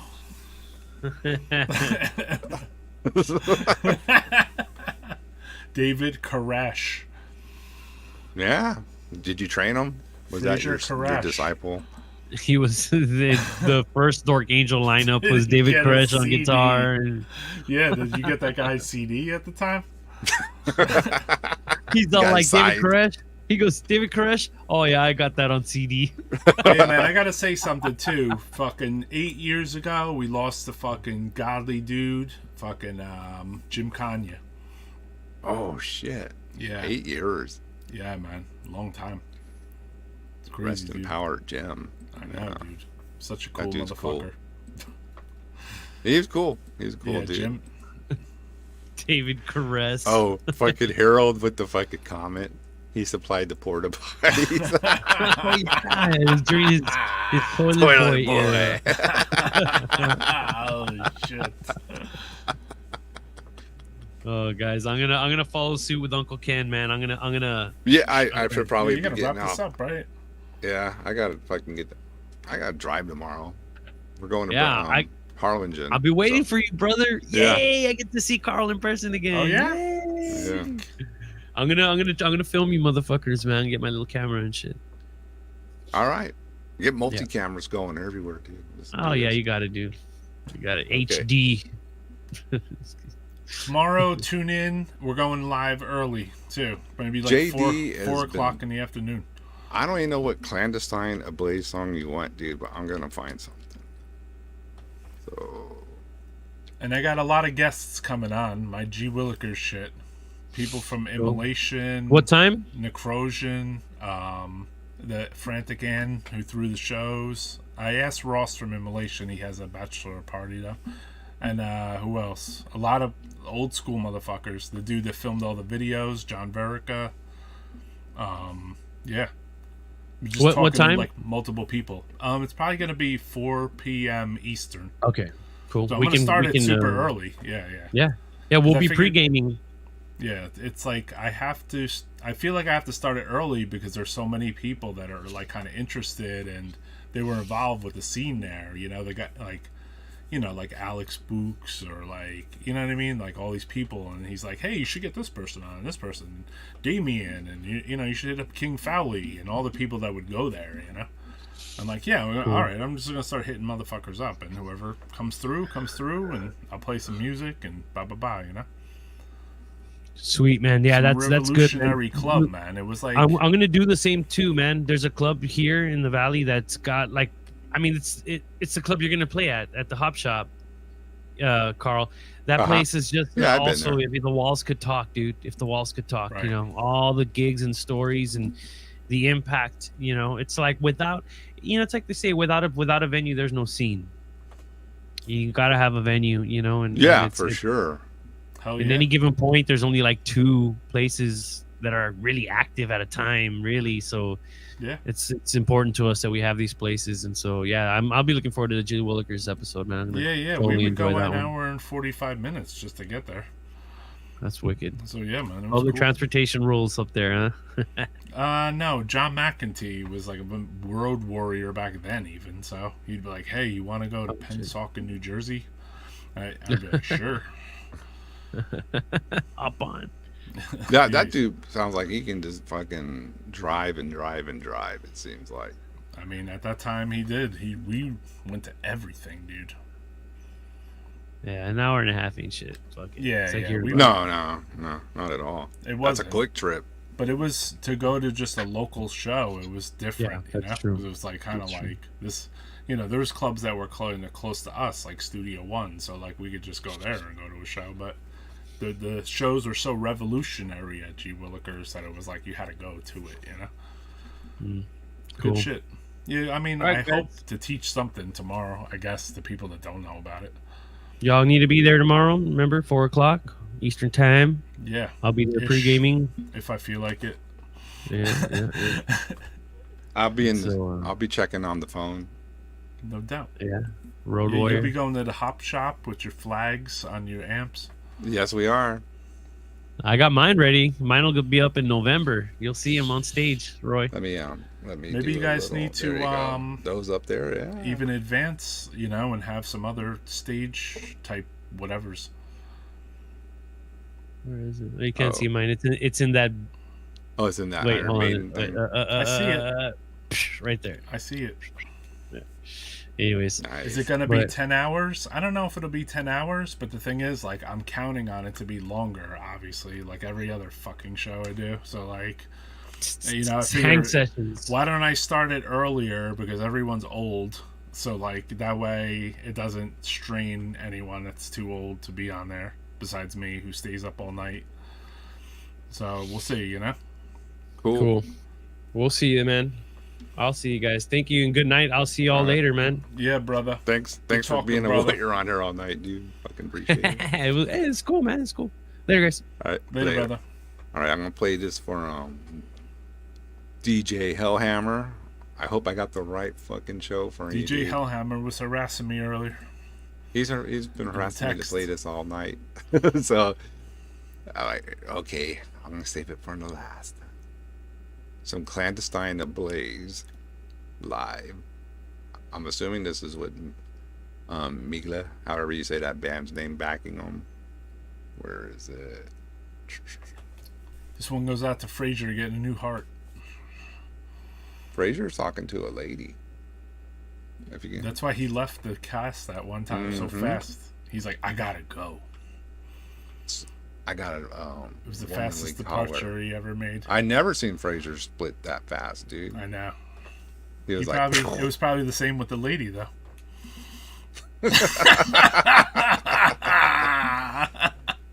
Burn. Frazier's like, what? No, I'm not gonna give away all his secrets, but yeah, he's talking to a lady. Right, man, you know, he's a ladies' man. He's on YouTube. Yeah, he's a superstar, right? Shit. Yeah, he's a live YouTube guest. Professional guest.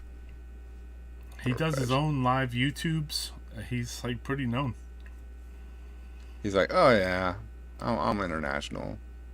He's running he's running like a fan club now. And then if anybody wants to join, it's $20 a month.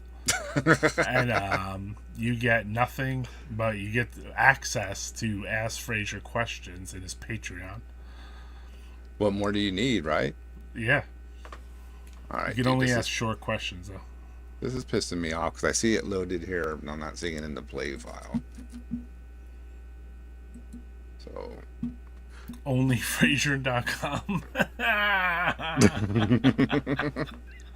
Oh man. Let's try this again. Exclusive access. Oh, thank you, brother. Hey, no problem. Yeah, I'll jump in and out when I can tomorrow. I don't expect. And I'm definitely gonna watch. There's always the replay, so it doesn't even matter. Don't you find that funny when people say like, "Hey, I'm sorry," and I'm like, "Well, you can watch the replay." Yeah, just watch the fucking replay. And then even if you don't want to watch the whole episode, just skim through it till you think it's a good part. Does anybody in the chat here know about chapter marking? Can you do it live? Any young bucks in the chat? Yeah, I'm sure it's like some posting you have to do, right? I don't think it is. I mean, in my opinion, it might not be a post thing because when I did a horror episode and when it ended, there was chapter marks on it already. But before you did anything to it? Before I never chapter marked anything in my life. So I was like, oh, it's not live? Okay, so they must have done it post live. They must have figured it out. They did it right away though.